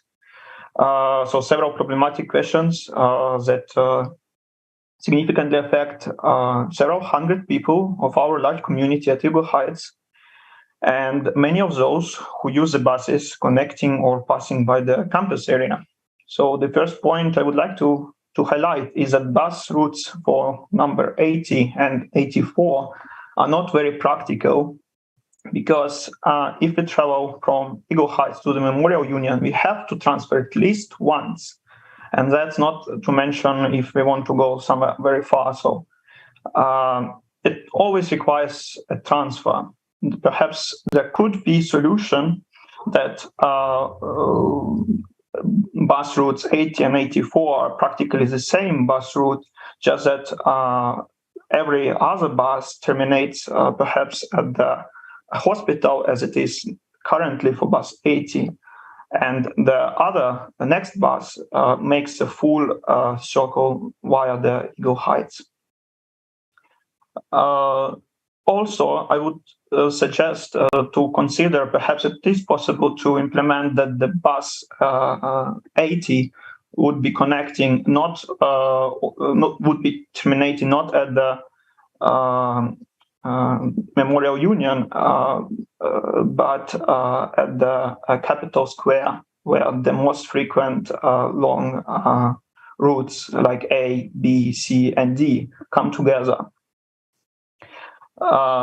Also, I'm very happy that in the new suggestion there will be frequent service for the Eagle Heights, because currently sometimes we have to wait 20-25 minutes for the bus, which is very not frequent. And that results in the overcrowded buses currently, and also creates a stressful situation for the bus drivers, which are not very happy to drive this route. Then I also have several general comments.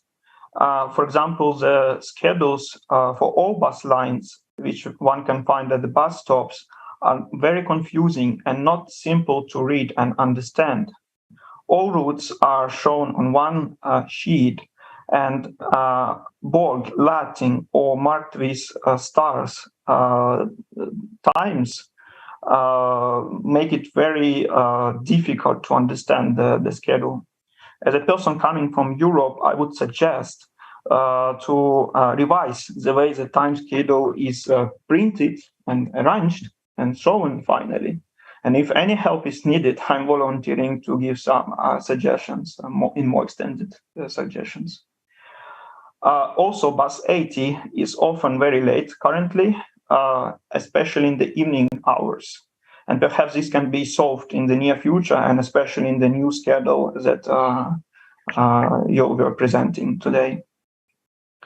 Especially considering that this bus simply rests at the Union Terrace bus stop for a long time and then departs very late.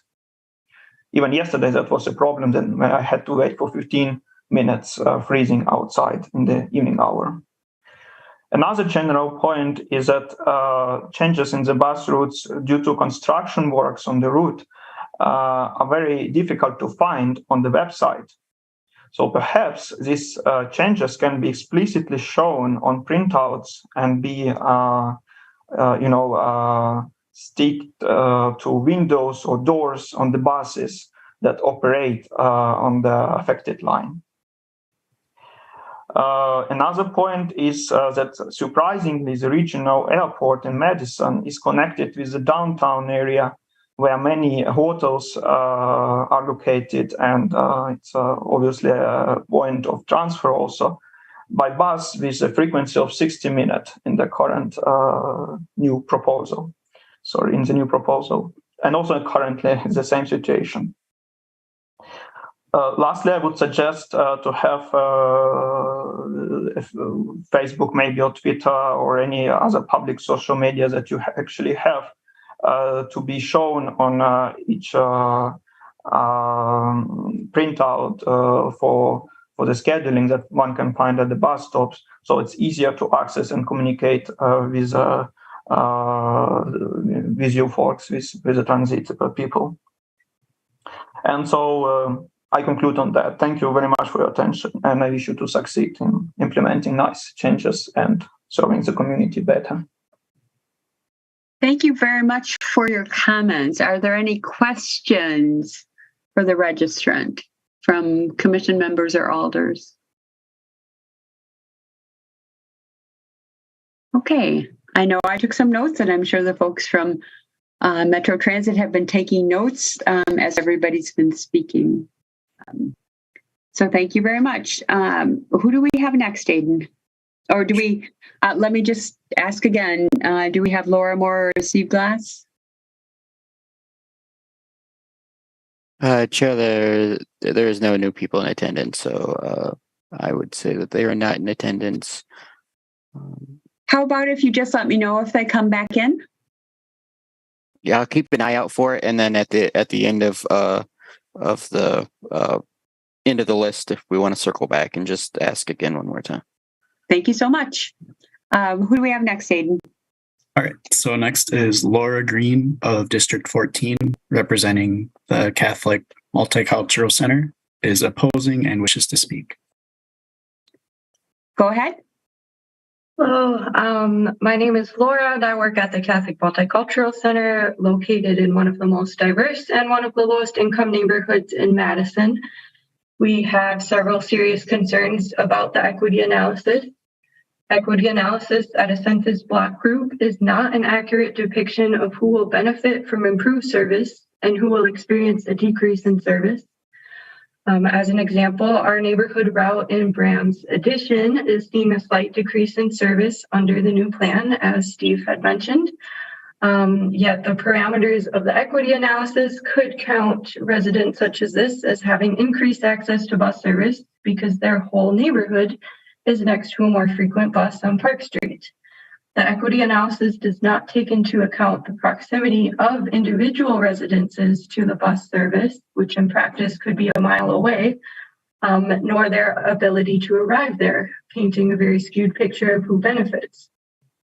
Having only one analysis, which includes the student population, also distorts the results by showing benefits to low-income individuals and people of color in downtown, which will always be well served by transit. In addition to this study, we, along with the Latino Academy, who could not send a representative tonight, would like to have seen an alternate study in addition to this one that excludes the student population to show impacts on non-student low-income individuals and people of color. Another concern that both of our agencies share is that this study was done by an out-of-state white-led firm. We would have liked to have seen the study conducted by a local firm representative of the group studied that understands the needs of the people most impacted by the redesign in our own unique community. This meeting itself is not equitable. An online format is not accessible to many people who this hearing affects. Several of our CMC guests said they don't have computer access at home, so they can't get to this meeting, and they also can't easily seek out the redesign information online. It is not feasible for most people with a first language other than English to access the language support available tonight by jumping through several logistical and technological hoops, which we've been seeing difficulties from tonight, in order to get their interpretation. Finally, asking people to give their feedback by coming to the city on their terms is also not an equitable way to welcome feedback from the affected and studied populations. We urge you to delay approval of the equity analysis until these and other concerns can be addressed and the equity analysis can be fleshed out with additional information. Thank you. Thank you, Laura, for your comments. Are there questions for the registrant?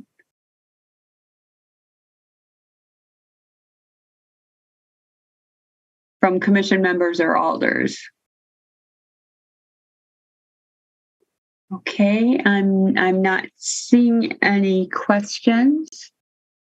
I see a hand in the attendees, but again, we're not our meeting protocol is not a community engagement format. This is a public hearing at the Transportation Commission. So alders and commission members are those that are asking questions. So are there questions from commission members or alders? Okay, thank you, Laura, for your questions and concerns. Again, we appreciate them. And Aiden, who do we have next? All right, so next is Sloan Brown of District 14, opposes and wishes to speak.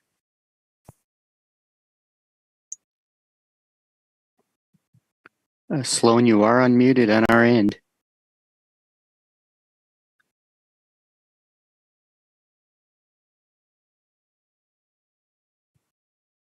Sloan, you may have, you're muted on our end. You may have a headset or a microphone or muted. There may be a button or something on that hardware that is muted, but we cannot hear you and you are unmuted on our end.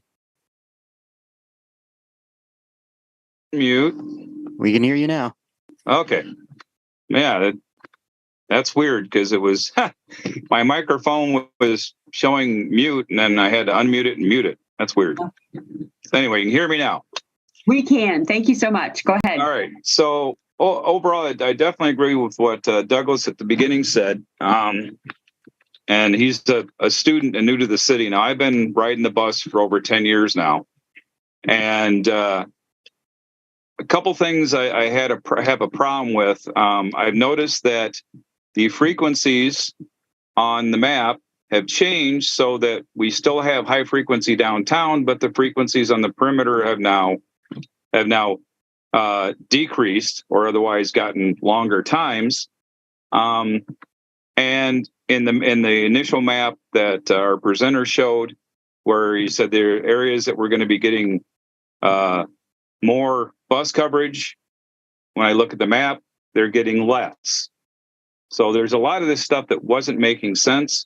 There are large swaths of the map of areas that I know I've gone through on the bus that are predominantly non-white that are gonna, if you're on the bus route going through, yeah, you're gonna be right there. But the vast majority of those neighborhoods are gonna be walking very long distances to get to the nearest bus.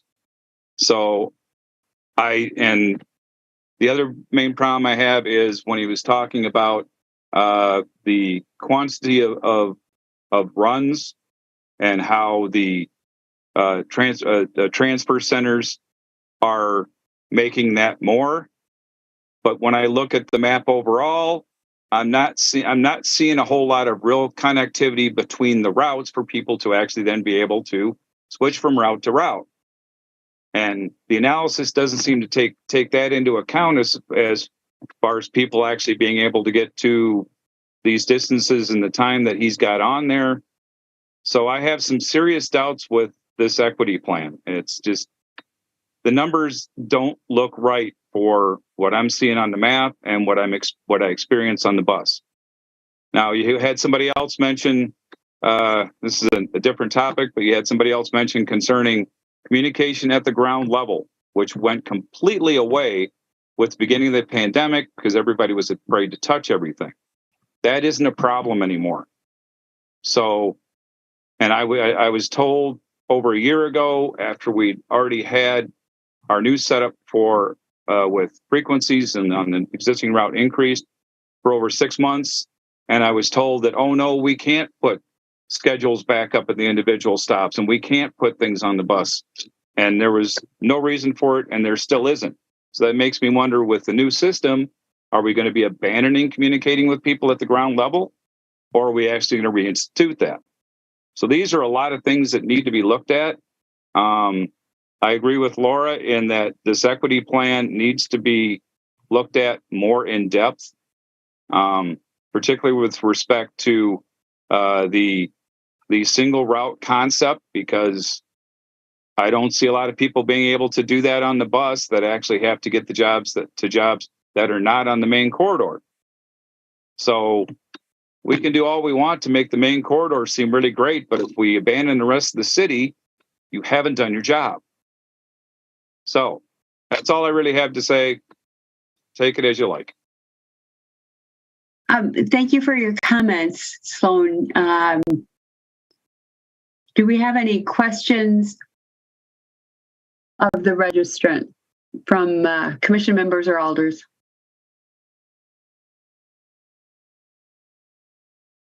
Okay, I'm not seeing any hands. Thank you very much for coming and for your comments. And Aiden, who do we have next? All right, so next is Susan DeVos of District 11, opposes and wishes to speak. Can you hear me?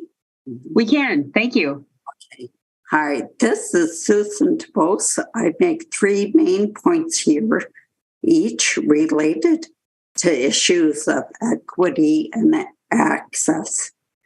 Public hearings, first of all, public hearings should all ideally be in a hybrid format.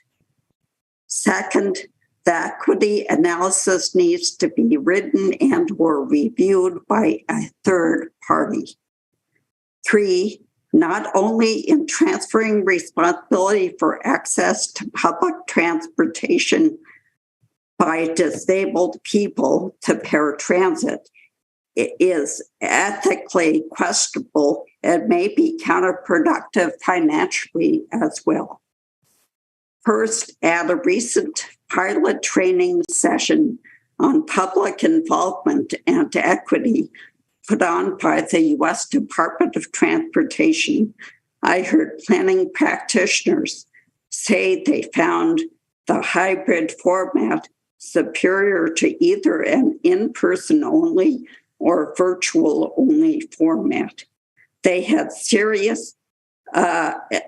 encountered serious limitations and equity issues with either type alone. They cited issues of access and disenfranchisement.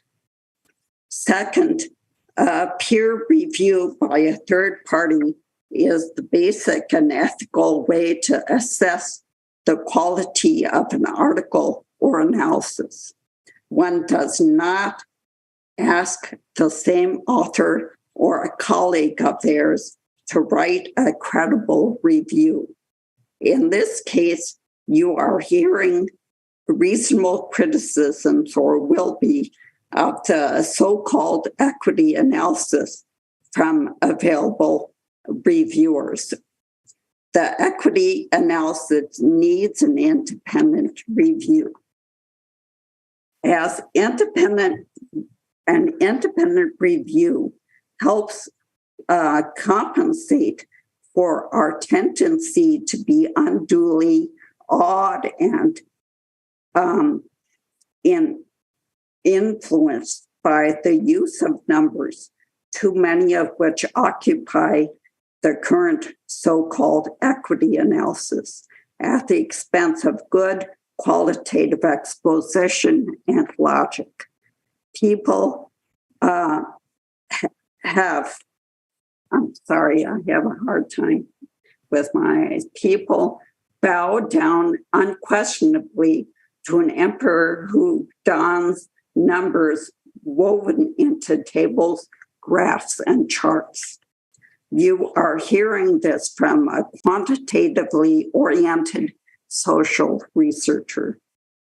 Heard at the few Zoom meetings I attended, there were constant expressions of alarm about the difficulty or risk involved in getting to a bus stop, especially when it involved crossing a busy street or traversing a steep incline, was in the winter or in the dark. The typical response was that some people could take paratransit if accessing a bus stop was too difficult. Tragically, the planners could not turn to Metro's paratransit manager for information because she had just retired. However, what might look like a cost savings on one balance sheet could end up being a huge budget addition on another. The overall effect being that it requires more money. That is because the average paratransit ride costs Metro over 10 times as much as a fixed route ride. Moving people over to paratransit is, of course, also a huge step backward for a community that aspires to enhancing the equity of all its underrepresented groups. I was gratified to see, for instance, that after a visit from the city's Civil Rights Department, Metro hastily coordinated an additional survey of disabled transit riders. However, that survey was not mentioned, despite what was shown today in the equity and the supposed equity analysis. Why not? An independent analysis might think that it had more than appeasement value. That's my comment. Thank you. Thank you very much. Do commission members or alders have questions for the registrant?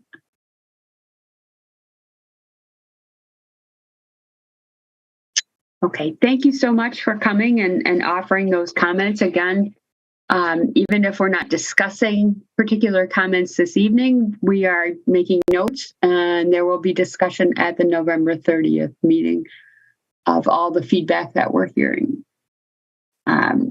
So thank you very much for coming and offering your comments, everyone. Aiden, who do we have next? Next is Don Ferber of District 15, representing Four Lakes Group Sierra Club. Registers opposing and wishes to speak. Thank you. Can you hear me? We can. Thank you. Yeah, it's wonderful. Thank you. I appreciate being here and having the chance to comment to this committee. As is mentioned, I'm representing the Four Lakes Group of the Sierra Club, which is in South Central Wisconsin. And confining my comments, which, by the way, I sent in to the members of the Transportation Commission earlier today, and want to provide some framing now for that, a little bit more. So I won't go through it in detail. But I will mention that we had submitted comments previously about the redesign itself, and my understanding was this meeting was to look at the equity analysis. And we appreciate, all the work that's been done and what we're trying to do here. I think there are improvements that are being both sought and made in the system, but I think there are some areas in which the equity analysis is a start, but I think it falls short and where we would like to suggest some improvements. Some of this will be covering, or a fair amount of this will be covering or touching on what other people have said already. But I think a critical part of the framing here is to understand that Metro can't do everything, can't serve everybody, certainly equitably. But in order for us to understand the needs of the community, I think we need to do a thorough analysis, not only who is being served, but then when we're doing that, who's being left out. I don't think we can do that very well with this is a little bit of a coarse-grained analysis. One thing that was mentioned was the analysis based on block groups, and that if a quarter mile touches part of a block group, that then it counts that block group as being within that distance. As you've already heard, that's not valid. And there could be cases where people have to go much further distances than that, or especially perhaps in times of inclement weather, are going to have other problems reaching that, certainly within a reasonable length and reasonable amount of time. So it really needs to be much more fine-grained, either at the block group, at the block analysis, or perhaps as a percentage that actually is within that quarter mile if there's a problem using blocks themselves. But this current thing masks what the reality is in terms of actually accessing the bus. We also have some concerns about the travel time assumptions that were made, basing this on somebody else's analysis, and I think you've received comments on that. But I think it is a concern about how the analysis is done about the actual travel times people are using to get from one place to another, especially with infrequent routes, and when they will time when they get to the bus stop. Has been also mentioned that the people downtown are already being well served, will continue to be well served, so that's not really an issue. There are a lot of low-income people and people who identify as minorities in the downtown area, and therefore, if we really want to know who's being left out and who needs to be better served, who really needs the service, we really need to look much more at the outlying areas and really do an examination without the downtown, as I said, that's going to continue to be well served. It's really who's being left out and looking at the fine-grained analysis at that level that's really needed if we're going to provide some more equity here. As has been mentioned too, it is a concern when the entity that did the redesign itself and made the proposal is now doing an analysis from which the redesign depends in terms of equity. That's not a good process to use, and we suggest both for reasons of ensuring proper analysis as well as getting another perspective, it would be good to use another entity or bring another entity in at least to further review this. Outreach has certainly been a bit of an issue. Certainly there was extensive outreach done, but as been mentioned, one of the things we have a problem with in this community is really understanding how to reach out with people whose voices are not being well heard and how we go and meet them on their terms. And that's something I think needs to be improved in getting the feedback on this and making these meetings more accessible and so on. So I think the critical issue here is that we need to look beyond just this analysis serving the bus, but serving the community. And what does that service need to look like? As been mentioned, paratransit has its constraints. Denver, for instance, has microtransit or one form of that. So I think we need to look at additional options, and we won't know who really needs serving well until we do a much more fine-grained analysis. So I think that's the extent of my comments. Thank you very much. Okay, thank you very much, Don. Do we have questions from TC members or alders?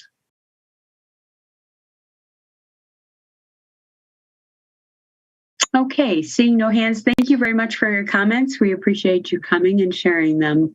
Who do we have next, Aiden?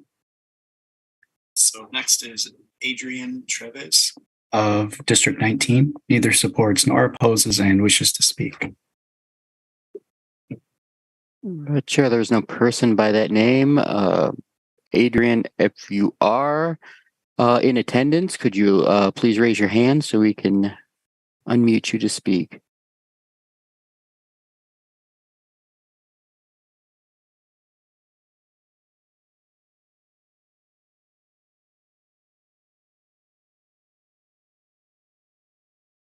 Is this Adrian? Hello, can you hear me? Is this Adrian? No, it's not. It's Jan Putman. We're trying to reach Adrian Treves.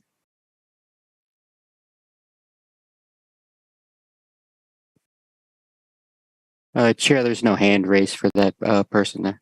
That person is not in attendance. Okay. All right. We'll have to try again at the end. Who else do we have, Aiden? All right, so next is Joe Frost of District 3, neither supports nor opposes and wishes to speak. Hi, this is Joe Frost. Can you hear me? We can, thank you. Yep, so I serve on the city's Disability Rights Commission, but I'm speaking on my own behalf. And I'll share some notes that the commission has expressed interest and concerns in.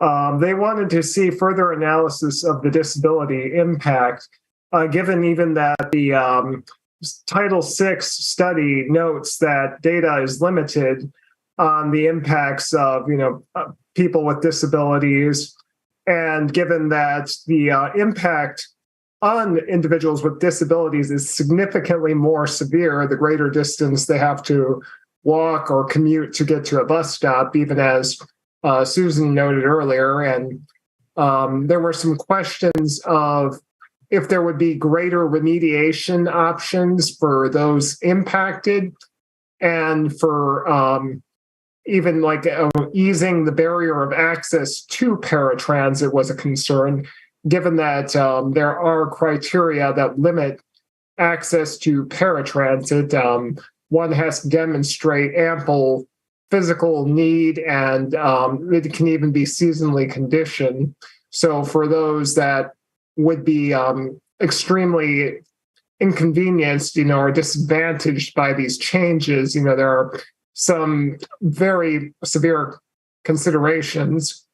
Even like another metric, as was noted earlier, the question of how some of the distances were calculated came up. And so it was good to hear the note on the block calculation, though, as the prior speaker noted, like even in my own neighborhood for my wife and I, that puts the nearest bus stop for the new plan about a mile out, whereas it used to be about a quarter mile. So I think it's interesting to do some analysis of the impacts and how it impacts, those with greater needs and greater disadvantages. So thank you for your time. Thank you, Joe, for coming and sharing those thoughts. Are there questions for Joe?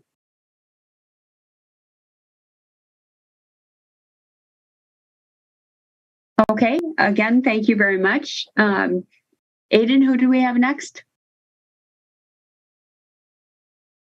Next is Carrie Rothberg of District 13, opposes and wishes to speak.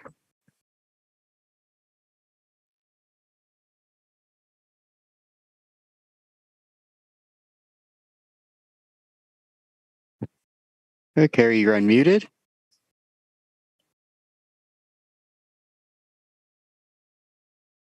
Carrie, you're unmuted on our end.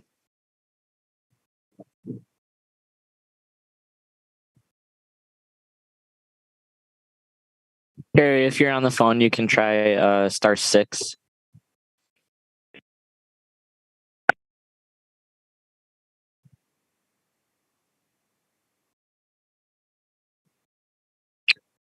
Carrie, you're unmuted on our end. I see that you're on a phone. If your phone has a mute button, you may want to check to make sure that that is not muted on the phone itself.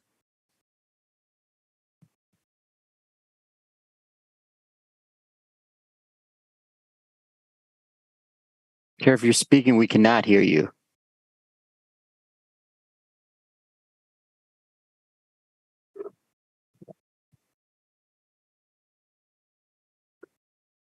Was it *6 you said that she could try? That's correct. Carrie, if you could try *6 one more time.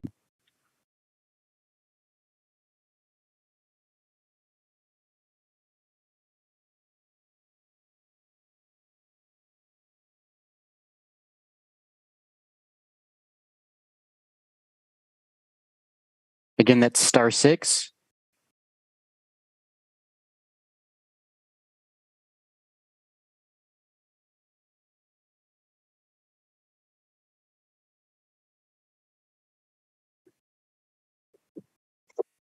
We're not hearing you, Carrie.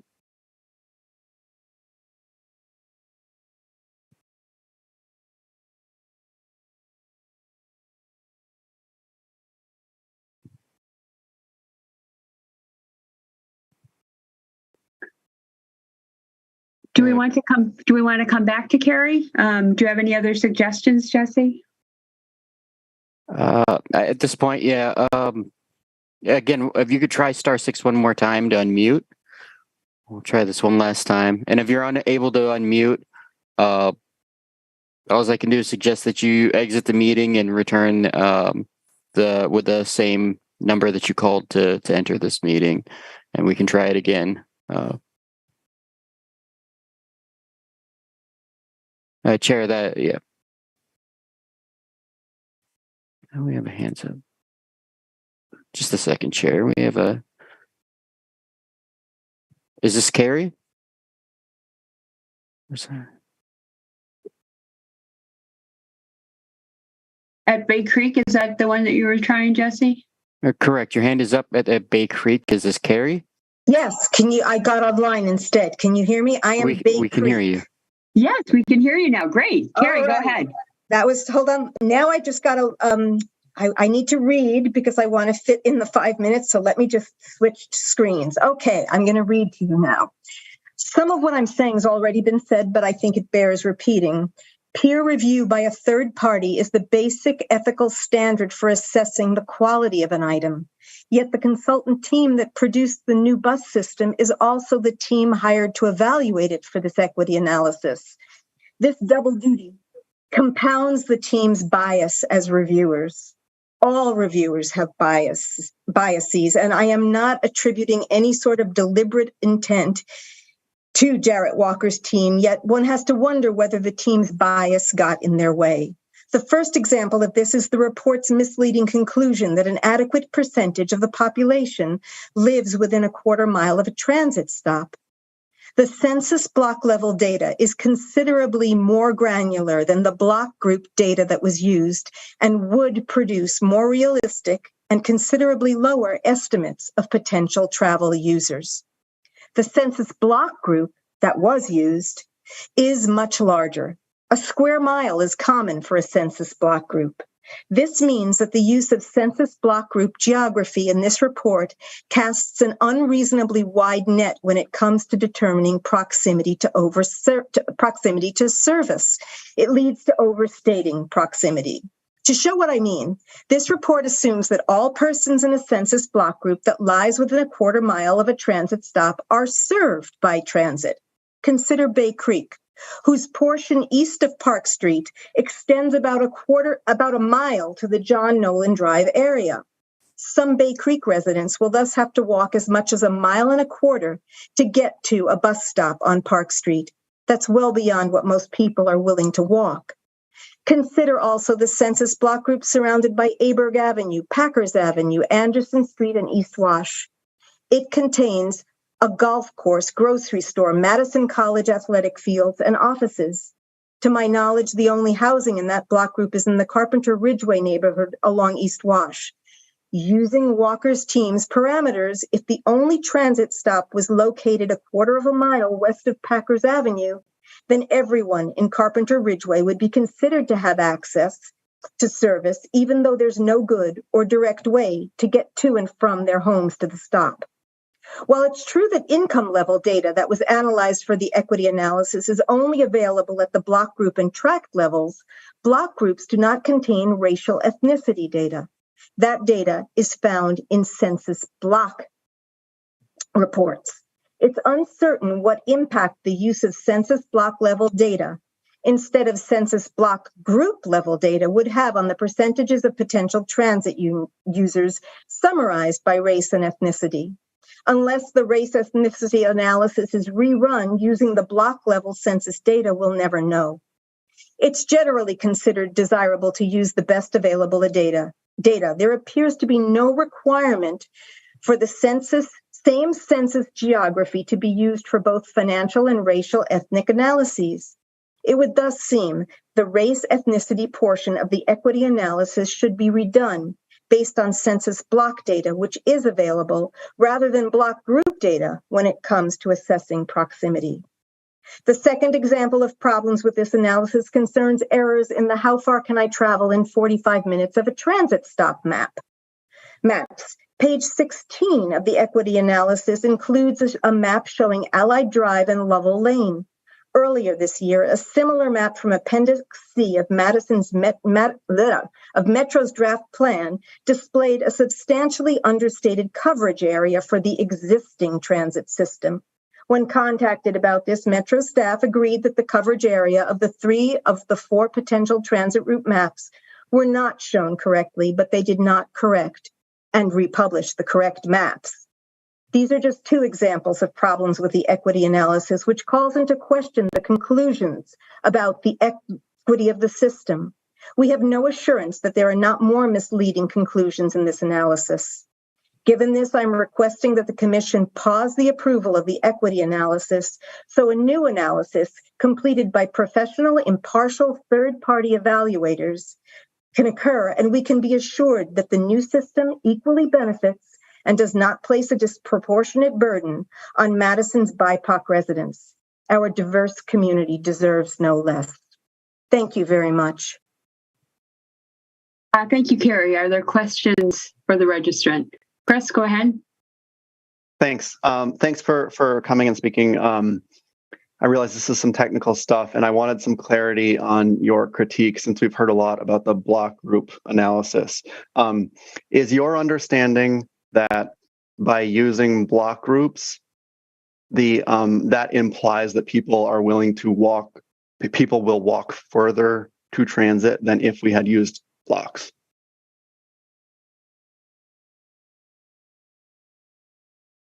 In other words, maybe you're muted. I can rephrase that if needed. Carrie, are you still there? Carrie, you should see a prompt to unmute yourself. You are muted.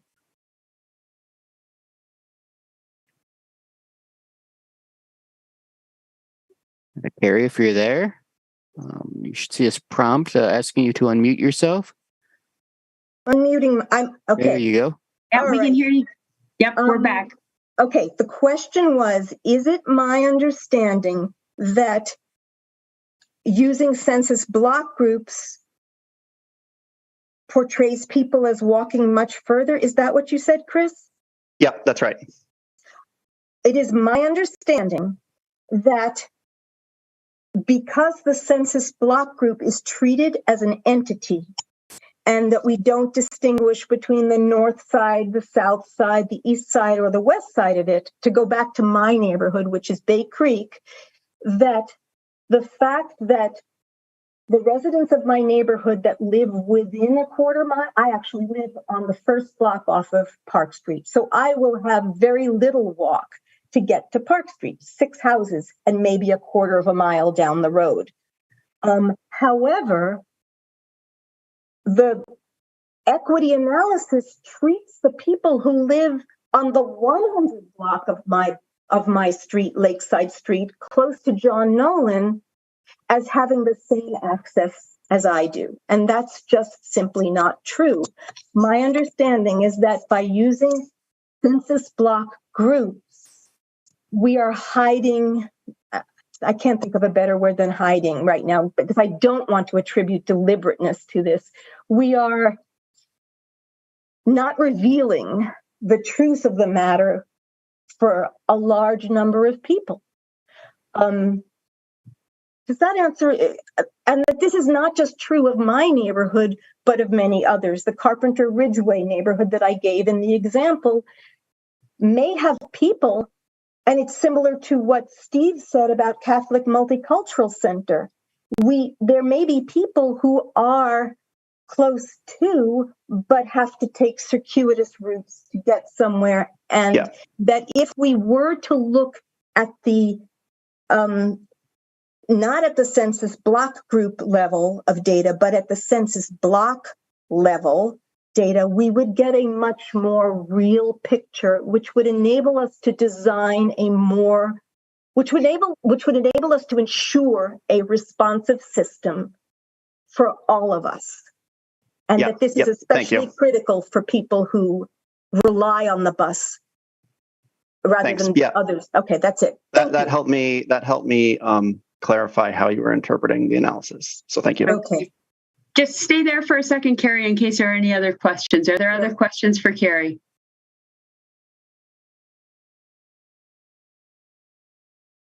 Okay, thank you very much for coming, Carrie. Again, we're cataloging all these comments, and there'll be discussion at the next meeting.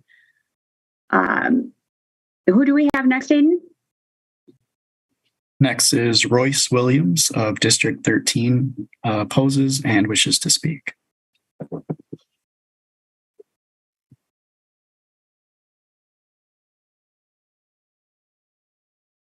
Hello, can you hear me?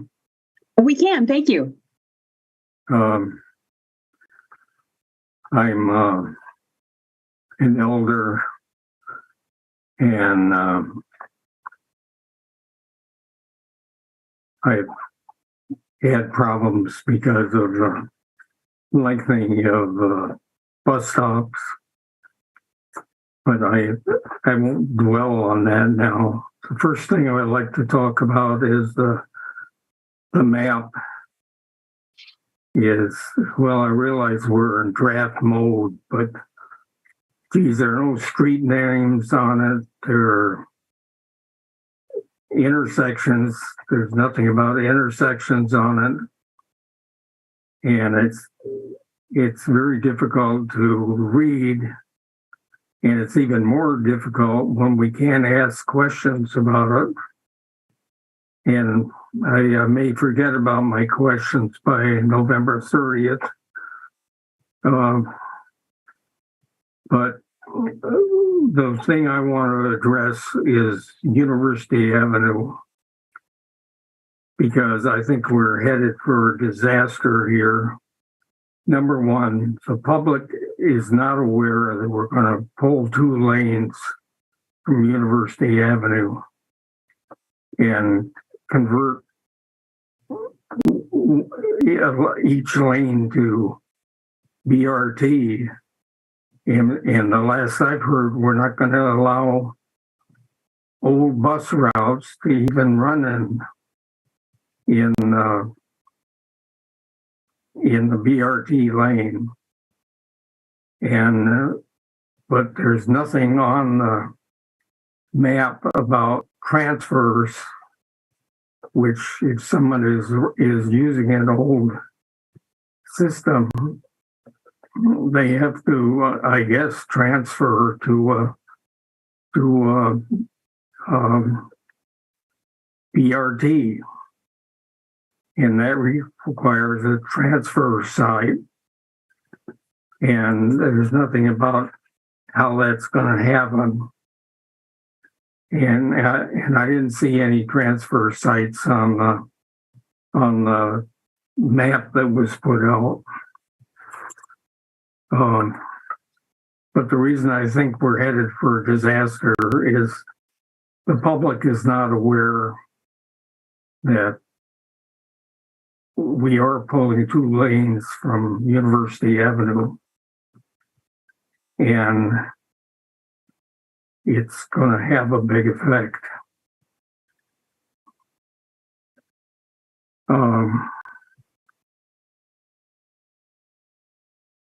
And the other thing is, if we have just a BRT lane, it's going to mean that you're going to see a BRT once in a given direction, and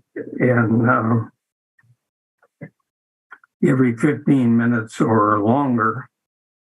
And so if you can picture stuffed auto lanes, people are not going to be very happy.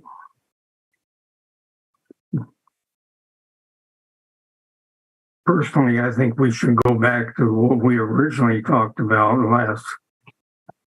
I guess it was a year ago, of letting the buses run, old buses run in the same lane as the BRT.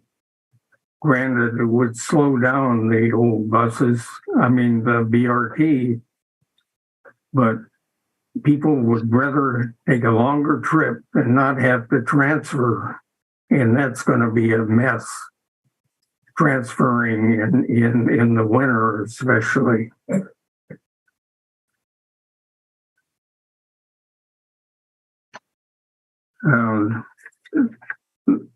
The other comment I would make is University Avenue is not going to capture a lot of BRT riders because it's not providing a straight shot to Middleton. Instead, they're hoping to do that in a location around Westtown, but I think that's a big mistake.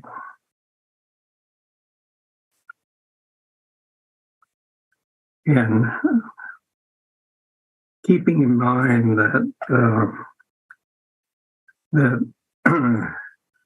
there's transfer from Cross Plains, from 12 and north of the lake, all coming in to the Middleton area. And finally, I'm having trouble reading my own notes. But the one final thing, I'm disappointed that there's not going to be any better service to the airport. And especially since that's being talked about as a rail station site also. But those are my comments, so thank you. Thank you very much for coming and offering those comments. Are there questions for the registrant?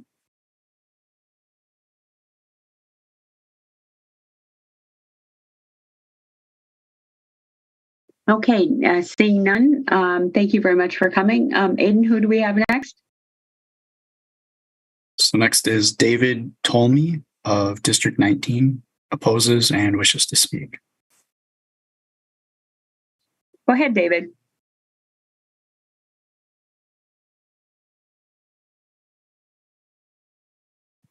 Dave, you should have a prompt to unmute.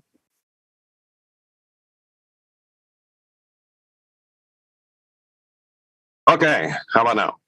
That's good. We hear you. That's great. Go ahead. Excellent. Yep. Sorry, that's difficult for those of us who are visually impaired to find that little button, just as a note. I have a few comments. One, starting out with the presentation at the beginning of the maps. It would be greatly appreciated for those of us who are disabled if we were to more carefully choose colors. Over 10% of the population is colorblind, and red-green is the most common two colors to be colorblind to. So using the two major routes as red and green, not exactly a good idea. Same as blue and yellow. Just as a point to make things more accessible and easier for people to read and understand. The other thing I would like to also echo, I believe her name was Miso at the beginning. I too am blind. I've been riding the bus for over 20 years. The transition to the letters instead of the numbered buses will most likely cause more difficulty for those of us who cannot see the routes. With the audible announcements on the outside of the bus, number one, the numbers are very difficult to hear right now when there's traffic. The numbers are practically impossible to hear when you have 2 to 3 buses pull up at the same time. And often the announcements do not happen until after the door is opened for a period of time, in which sometimes by the time I hear it, the bus closes its door and leaves. That needs to be addressed to make sure that the announcements are clear. And the consideration of traffic noise needs to be considered to make the routes more accessible to the visually impaired. Inside of the bus, that's just fine. Those typically work fantastic and are appreciated. But with a new system and the lettering system, I'm sorry, but B's and D's and E's and things like that, when there's a lot of traffic noise, they sound very, very similar. So we need to keep that in mind for the disabled. The second topic I would like to touch on is the equity study. I am opposed to the way it has been done. I think a independent third party to review that would be fantastic. My concern here is that we are looking at distance to a bus stop. We're not looking at the entire trip as a whole. And we're not looking at the impact to the duration of ridership. So, for example, if right now I live 6 houses away from a bus stop, I bought my house because of that bus stop. It's going away, and it's going to be now a quarter mile plus a transfer to get to my destination. But it's just marked as I have access. It's not marked as I'm impacted when I am greatly impacted, because now instead of a 2-minute walk to the bus stop in the wintertime, it will be a very difficult walk uphill, and for me, being blind, crossing major intersections. And then you also have to look at the destination. If there's going to be fewer bus stops, especially on BRT, yes, maybe I live within a quarter mile, but now maybe I have to add on an 1/8 or a quarter mile walk from that stop to my destination, because now the stops are more infrequent. Therefore, instead of, you've listed that I benefit by having the bus more frequently. However, it is a great negative because I went from a 20-minute ride to a 45-minute ride. I don't see any information in your study to reflect those type of impacts. Several people have already touched on it. If you live at the edge of a block, as you have them laid out, or a block group, it may be listed as a quarter mile, but in my neighborhood, there's going to be some who are going to have to walk a mile to get to the bus, even though it's only marked as, oh yeah, it's within a quarter mile of a stop. Some of the houses, yes, but not all of them. And then the destinations, I don't think are considered. So those are most of my concerns. I guess I did have a third point in that the new bus stops, as you are considering those bus stops, please make sure that accessibility is highly considered. A lot of these new places that we will be needing to walk will require very busy intersections to cross. I am opposed to getting hit by vehicles. My dog does a very good job of keeping me safe. However, they're not infallible. Audible crossing signals should be installed at these busy intersections, and timings changed to allow the elderly and the disabled to cross these intersections, which they would normally not cross in the current system that we have. A lot of the lights are very short, and it's very difficult to get across the street in time. You add winter, and you add perhaps a walker, a wheelchair, or the hesitation of a dog to cross to ensure that it's safe. and there's not enough time to cross the street safely.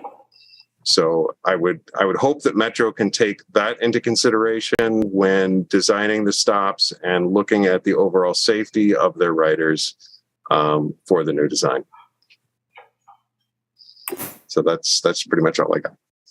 Oh, thanks, David. Are there questions for David from commission members or alders?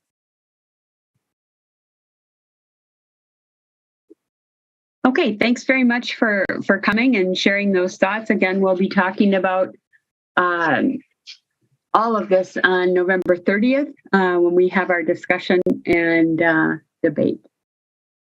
So thanks for coming, David. Who do we have next, Aiden? Next is Janice Putman of Fitchburg, Wisconsin, opposes and wishes to speak.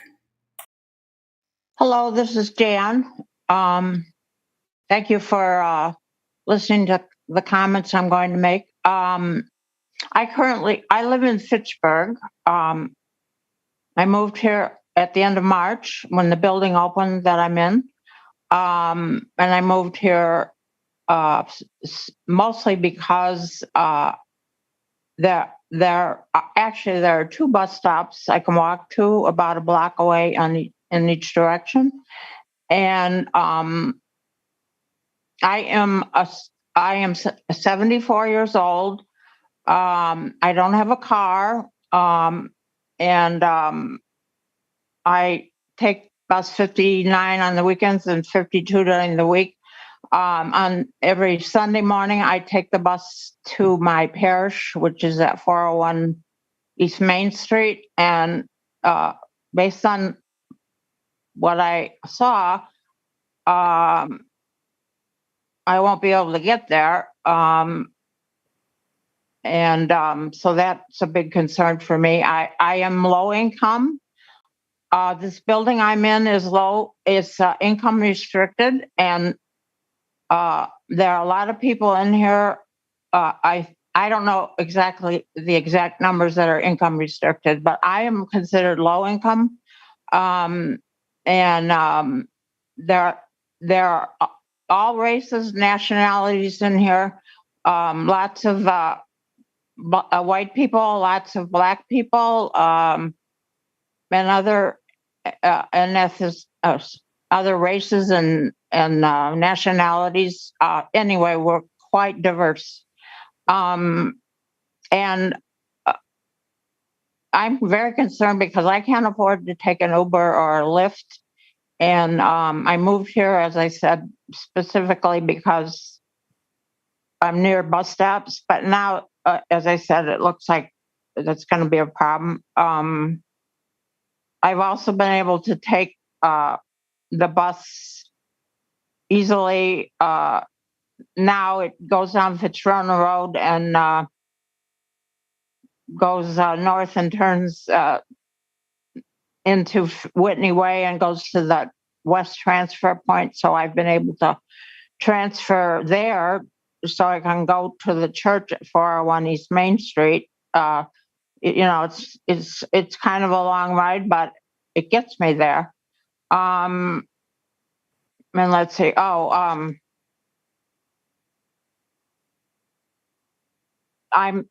This equity situation, I'm white, but I have a low income, and as I said, this building is filled with all kinds of nationalities and races.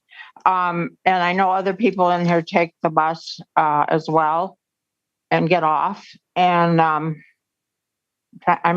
looking at my notes to see if I mentioned everything I wanted to.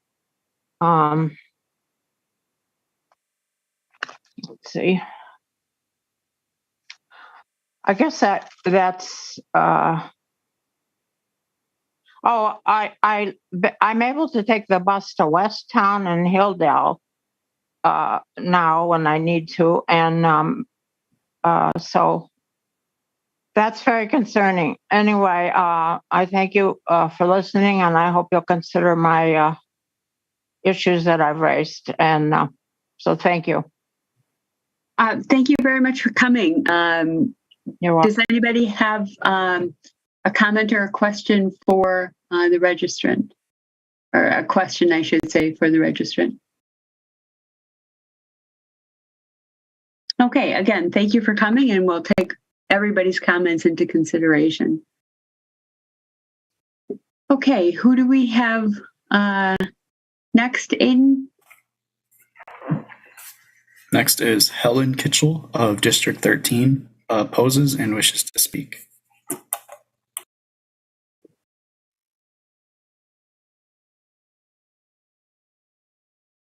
Do we have Helen? Oh, we've got another Helen here too. Nope. Helen, you are unmuted on the phone. And you are also unmuted. Can you hear me? Okay. Okay. So I had called in because I didn't have the unmute. Okay. So real quick, I'll try to make it quick so that I know it's late. I have three main points. The one is about the equity analysis. I feel it's extremely important that be done by an independent reviewer. Based on what I saw tonight, it would appear that everybody benefits 80 to 90% from this increased service, and I can't believe there's no analysis about people that either lost serve or there was a decrease in service or from this existing one. And I think that the multicultural center's description explains that people are definitely going to be having a decrease in service, and yet that's not part of the equity analysis. So I think that's really important. The other thing is I am one of those people that lives roughly a mile from the new, or it would be a mile for me, not a quarter mile. I'm 0.9 miles from the edge of my block, I guess you'd call it. So it's not a quarter mile, it's not a half mile. It's for me to be an added mile, which is significant. And then the third point is that the jobs analysis, I commend them for looking at job locations, but there's also other locations and destinations that people need to get to, which includes hospitals, for grocery stores, food pantries, medical services, and public housing. So those are really key pieces that need to be put into this analysis. And again, it comes back to an equity analysis because some of the people using those services don't have transportation and rely on the bus. So I think that it's really imperative that a new equity analysis or an additional one that is an independent and that can look at the whole big picture, and whether that includes some new analysis, including additional destinations, and looks at who lost service as well as who's going to be having a decrease in service. Because based on what was presented tonight, everybody benefits from this and has a whole bunch of better service, and that doesn't appear to be realistic. Thank you. Thank you very much for coming and sharing those thoughts. Are there questions from commissioners or alders for Helen?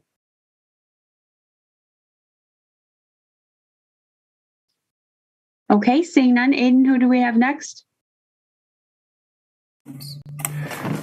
Next is Yvonne Schwinge of District 6, opposes and wishes to speak. Hello, can you hear me? Yes, we can. Okay, wonderful. Thank you. Good evening, and thank you for your time. My name is Yvonne Schwinge. I'm a transit-dependent rider, and I've been using the bus in Madison for more than 20 years. I live in the downtown area, and I have many concerns about the proposed network redesign, as the reduction in routes and the decrease in frequency on many of the routes is going to dramatically impact riders. I'm especially concerned about the westbound start times on weekdays. We all are aware that jobs are located all over the city, and we've had several speakers talk about that tonight, and not just in the campus and downtown areas. Early morning access to the west side needs to be maintained, at least to the level that it's offered currently. The A1 BRT heading westbound, one of the primary routes in the redesign, is not scheduled to start from Sun Prairie until 6 a.m. The A2 BRT is scheduled to begin at 5:45 from Hanson Road, but both of these routes are starting considerably later than the current Route 6 it is replacing, which begins at Forest Run and Anniversary at 5:05 and reaches the West Transfer Point at 5:55. I currently rely on Route 15 heading west from the Capitol in order to reach employment at the intersection of High Point and Old Sauk, and there are several employment centers there, including the Dean West Clinic, and there's also riders who get off there frequently and walk under the Beltline to the hotels where they need to be at 7 a.m. The bus currently arrives to that intersection at 6:35 in the morning. The replacement for this route, the R1, is first scheduled to leave the Capitol heading westbound at 6:45. This is 50 minutes later than the current service that's being offered. It is bad enough the service is being reduced from a frequency of 30 minutes to 60 minutes during peak hours, and that longer walks are also going to be necessary due to the elimination of stops. But I feel it is unacceptable to take away the hours of service that are currently being offered.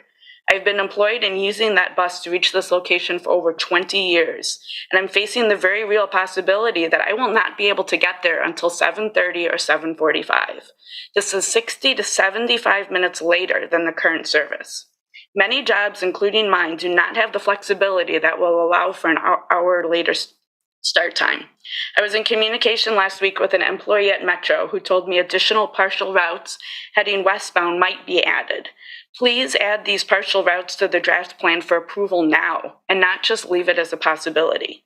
The public needs accurate, specific, and detailed information.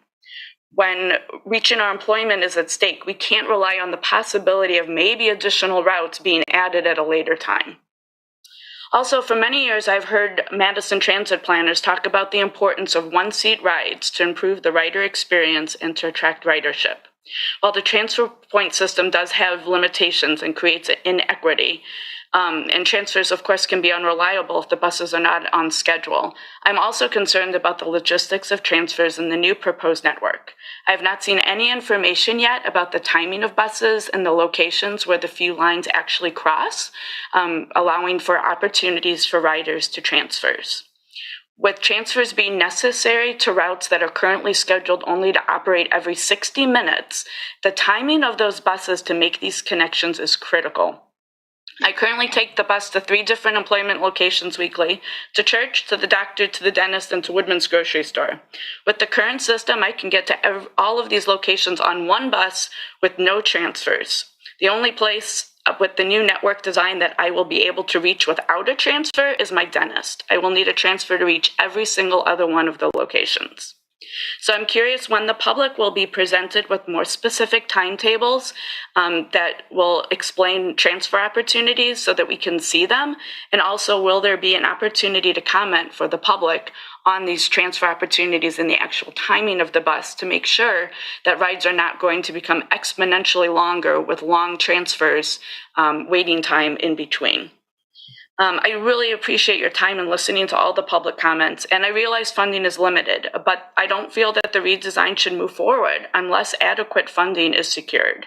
Taking away morning routes commuters depend on, increasing service levels from 30 to 60 minutes, still having bus lines that circle all over instead of being direct, ending weekend service earlier on some routes, and on, it's not providing a level of service that's comparable to the service that's being offered today. Before giving your approval, I would like to request for you to please address these important issues that are being brought to you by the public. And I really appreciate that you're listening so carefully tonight, but I ask that you act on the various items that the public has brought forward. Thank you so much for your time. And thank you very much for coming and sharing your thoughts. Are there questions for the registrant?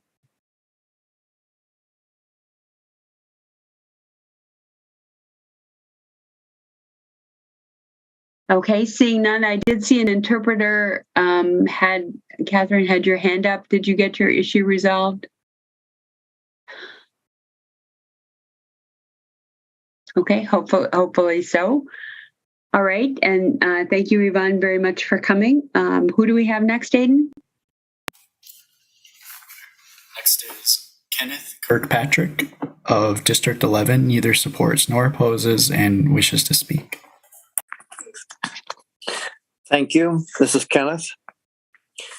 Most of my questions were answered during the presentation, so I will just decline to make more comments. Thank you.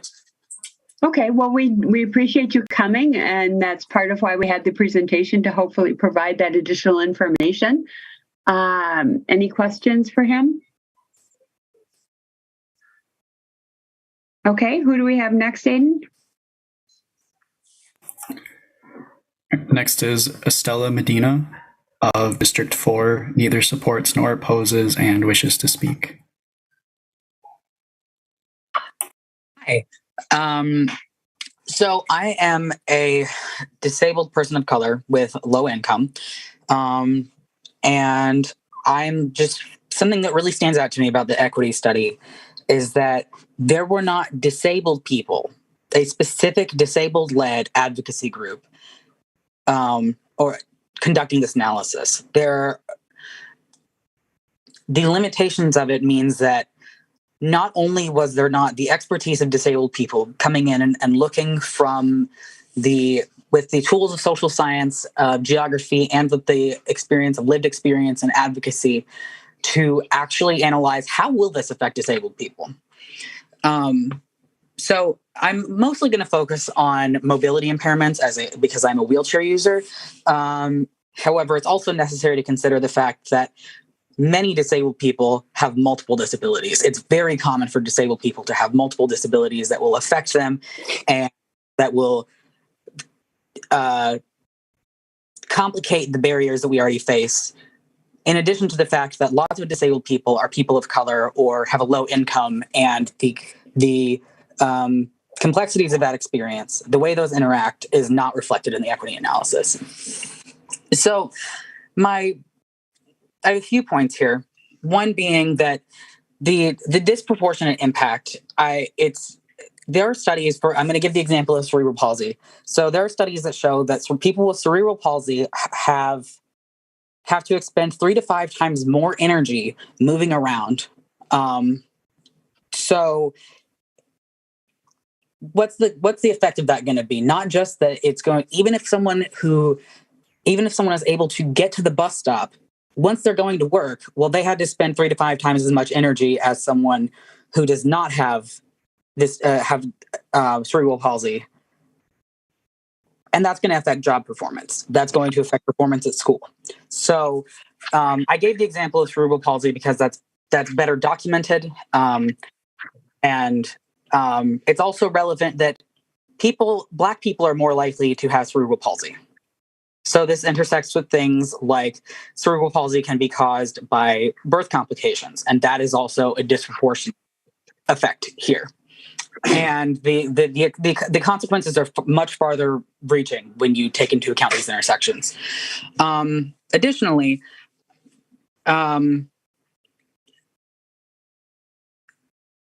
if not everyone who is disabled will identify as disabled or have the necessary documentation to be counted, especially low-income people, people of color, people who aren't able to, who don't speak English to the degree that is necessary to access services in Madison. So for disabled people, access to a bus is the difference between whether or not going to school or getting a job is a rational decision. And there are a lot of people who would be able to go to school or go to work, but who will not be able to if they can't get there. And it unnecessarily poses an economic barrier and an educational. Disabled people are also already more likely to experience abuse, including child abuse and domestic violence. Independence is a huge factor in being able to choose where we go or escape a situation that is dangerous to us, or even have the thought in our head that it is possible to escape. When there isn't independence, when there aren't opportunities for independence, then it affects the way that it affects the decision-making process that disabled people will make. And that is also a huge disproportionate effect. Route timing also doesn't serve workers who begin or end work between roughly midnight and 6 a.m. those are also going to be jobs that if someone can't just get a different job, then if it takes longer, this is still a need that is not being met. When I moved here in 2014, I worked at Walmart.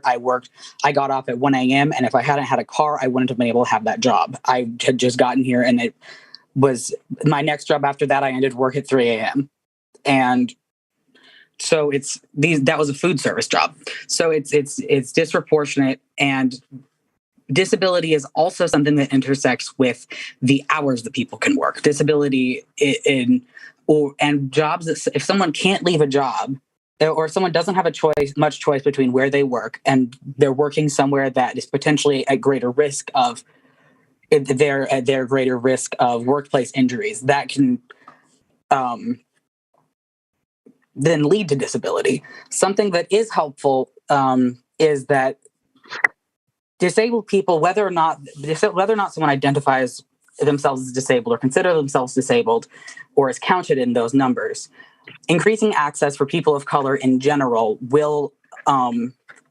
does have a benefit to disabled people. But again, the specifics of being a disabled person of color or disabled person of color with a low income is not reflected in this report. Finally, paratransit is not an equitable substitute. Paratransit, so it's worth looking at the eligibility requirements for paratransit. When someone applies for paratransit, first of all, you need to apply for it, and you have to include your disability and diagnoses. You have to indicate information about your devices and from a doctor. So this is something you have to, and from the standpoint of actually operating the service, it would make sense that you would need information about the people who are writing. However, using paratransit requires providing the contact information of 2 different professionals who Metro may contact to verify your stated disability. So if you don't have 2 people that could be a physician, you're not going to be able to get this. And the cost, you have to schedule it with at least 24 hours in advance, and it is not equal service. It ends up ultimately segregating disabled people who may not even be able to access the service. Okay, that would be your time. All right. So we do appreciate you coming and sharing those thoughts, and you do always have the opportunity to share written thoughts if you would like as well, if you have more that you would like to say. Are there questions for the registrant?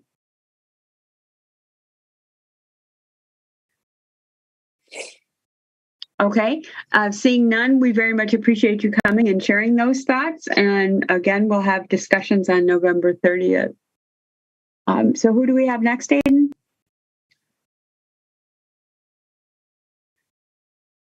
So that was the last registrant wishing to speak. I'm having trouble hearing you, Aiden. Oh, sorry. That was the last registrant wishing to speak. Okay. Do we want to go back and circle back? Laura Moore, Steve Glass, and there was one more. Adrian Perez, was it? Do we have any of those folks? None of those names are listed in attendance. If your name was just listed off, if you just raise your hand and we can unmute you and you can get your time to speak. So again, that's Laura Moore, Steve Glass, and who was the third? It was Adrian. Is it Trebez? Is that right, Aiden? I'm sorry, I was quickly writing that one. I may not have gotten that right. Yeah. I don't know if that's... Sorry. If you are in attendance, please raise your hand and we'll unmute you and give you your chance to speak.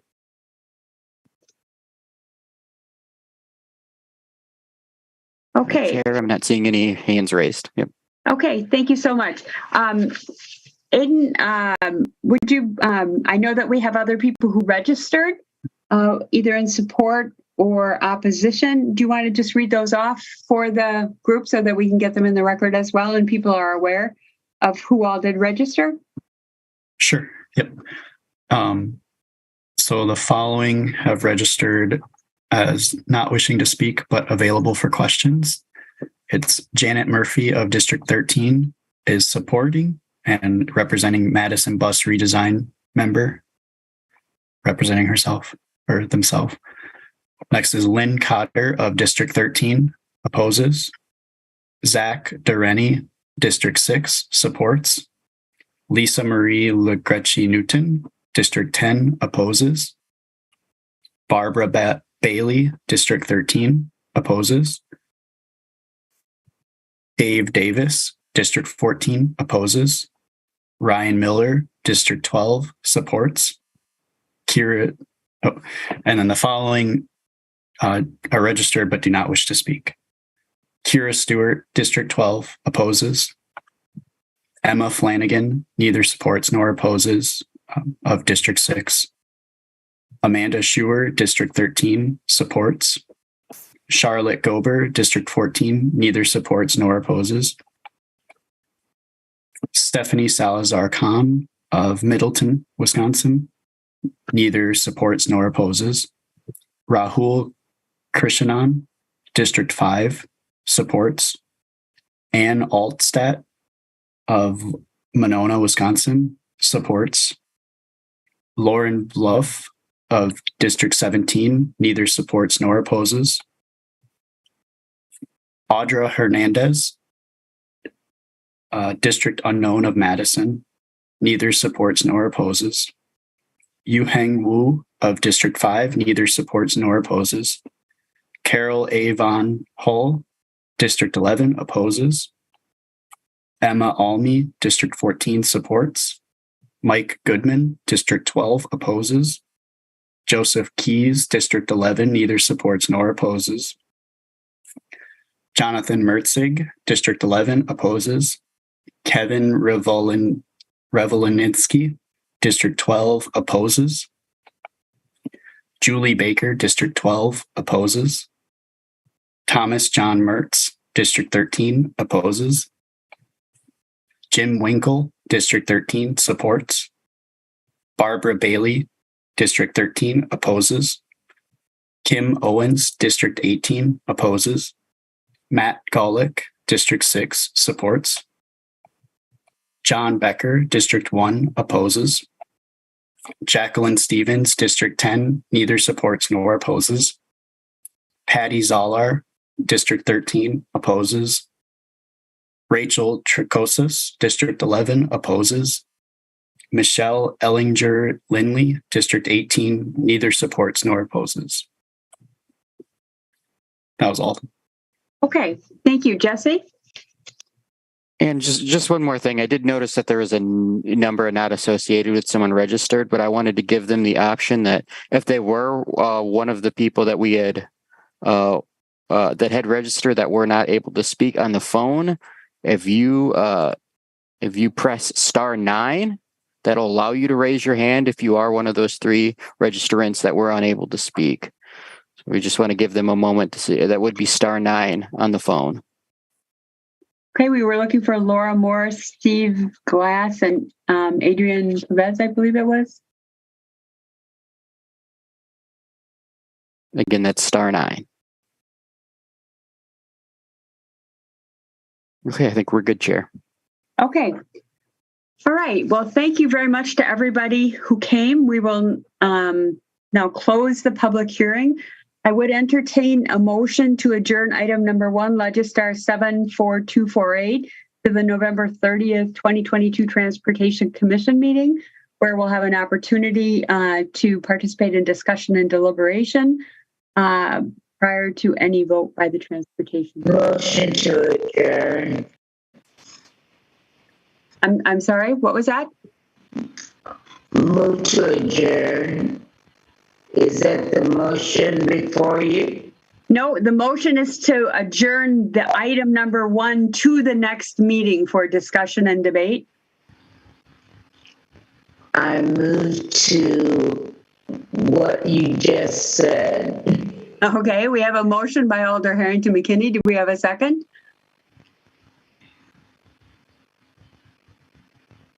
Bridget? Okay, we have a motion and a second. Is there any discussion on the motion? I assume not. Okay, seeing no hands, we'll assume a unanimous consent vote unless anybody wishes to vote no or abstain or wishes a roll call vote. If so, please raise your hand. Okay, seeing no hands, just a reminder, since we heard testimony this evening, we won't be hearing any additional public testimony on this item at the November 30th meeting. We'll just jump right into the discussion, questions, and debate. So now at this point, I'll entertain a motion to adjourn. And before I do that, let me just say again, thanks so much to everybody for coming. We really appreciated the time and effort that everybody put into their comments and their patience in coming and waiting and speaking with us tonight. And I wanted to thank all the interpreters who were here to help us make this language accessible to so many more people. And this is the first time we did this at the Transportation Commission, and I think it was great to offer this additional accessibility at this public hearing. So wanted to make sure I thanked everybody for all of the hard work in making this possible. And now I'll entertain a motion to adjourn. Move to adjourn.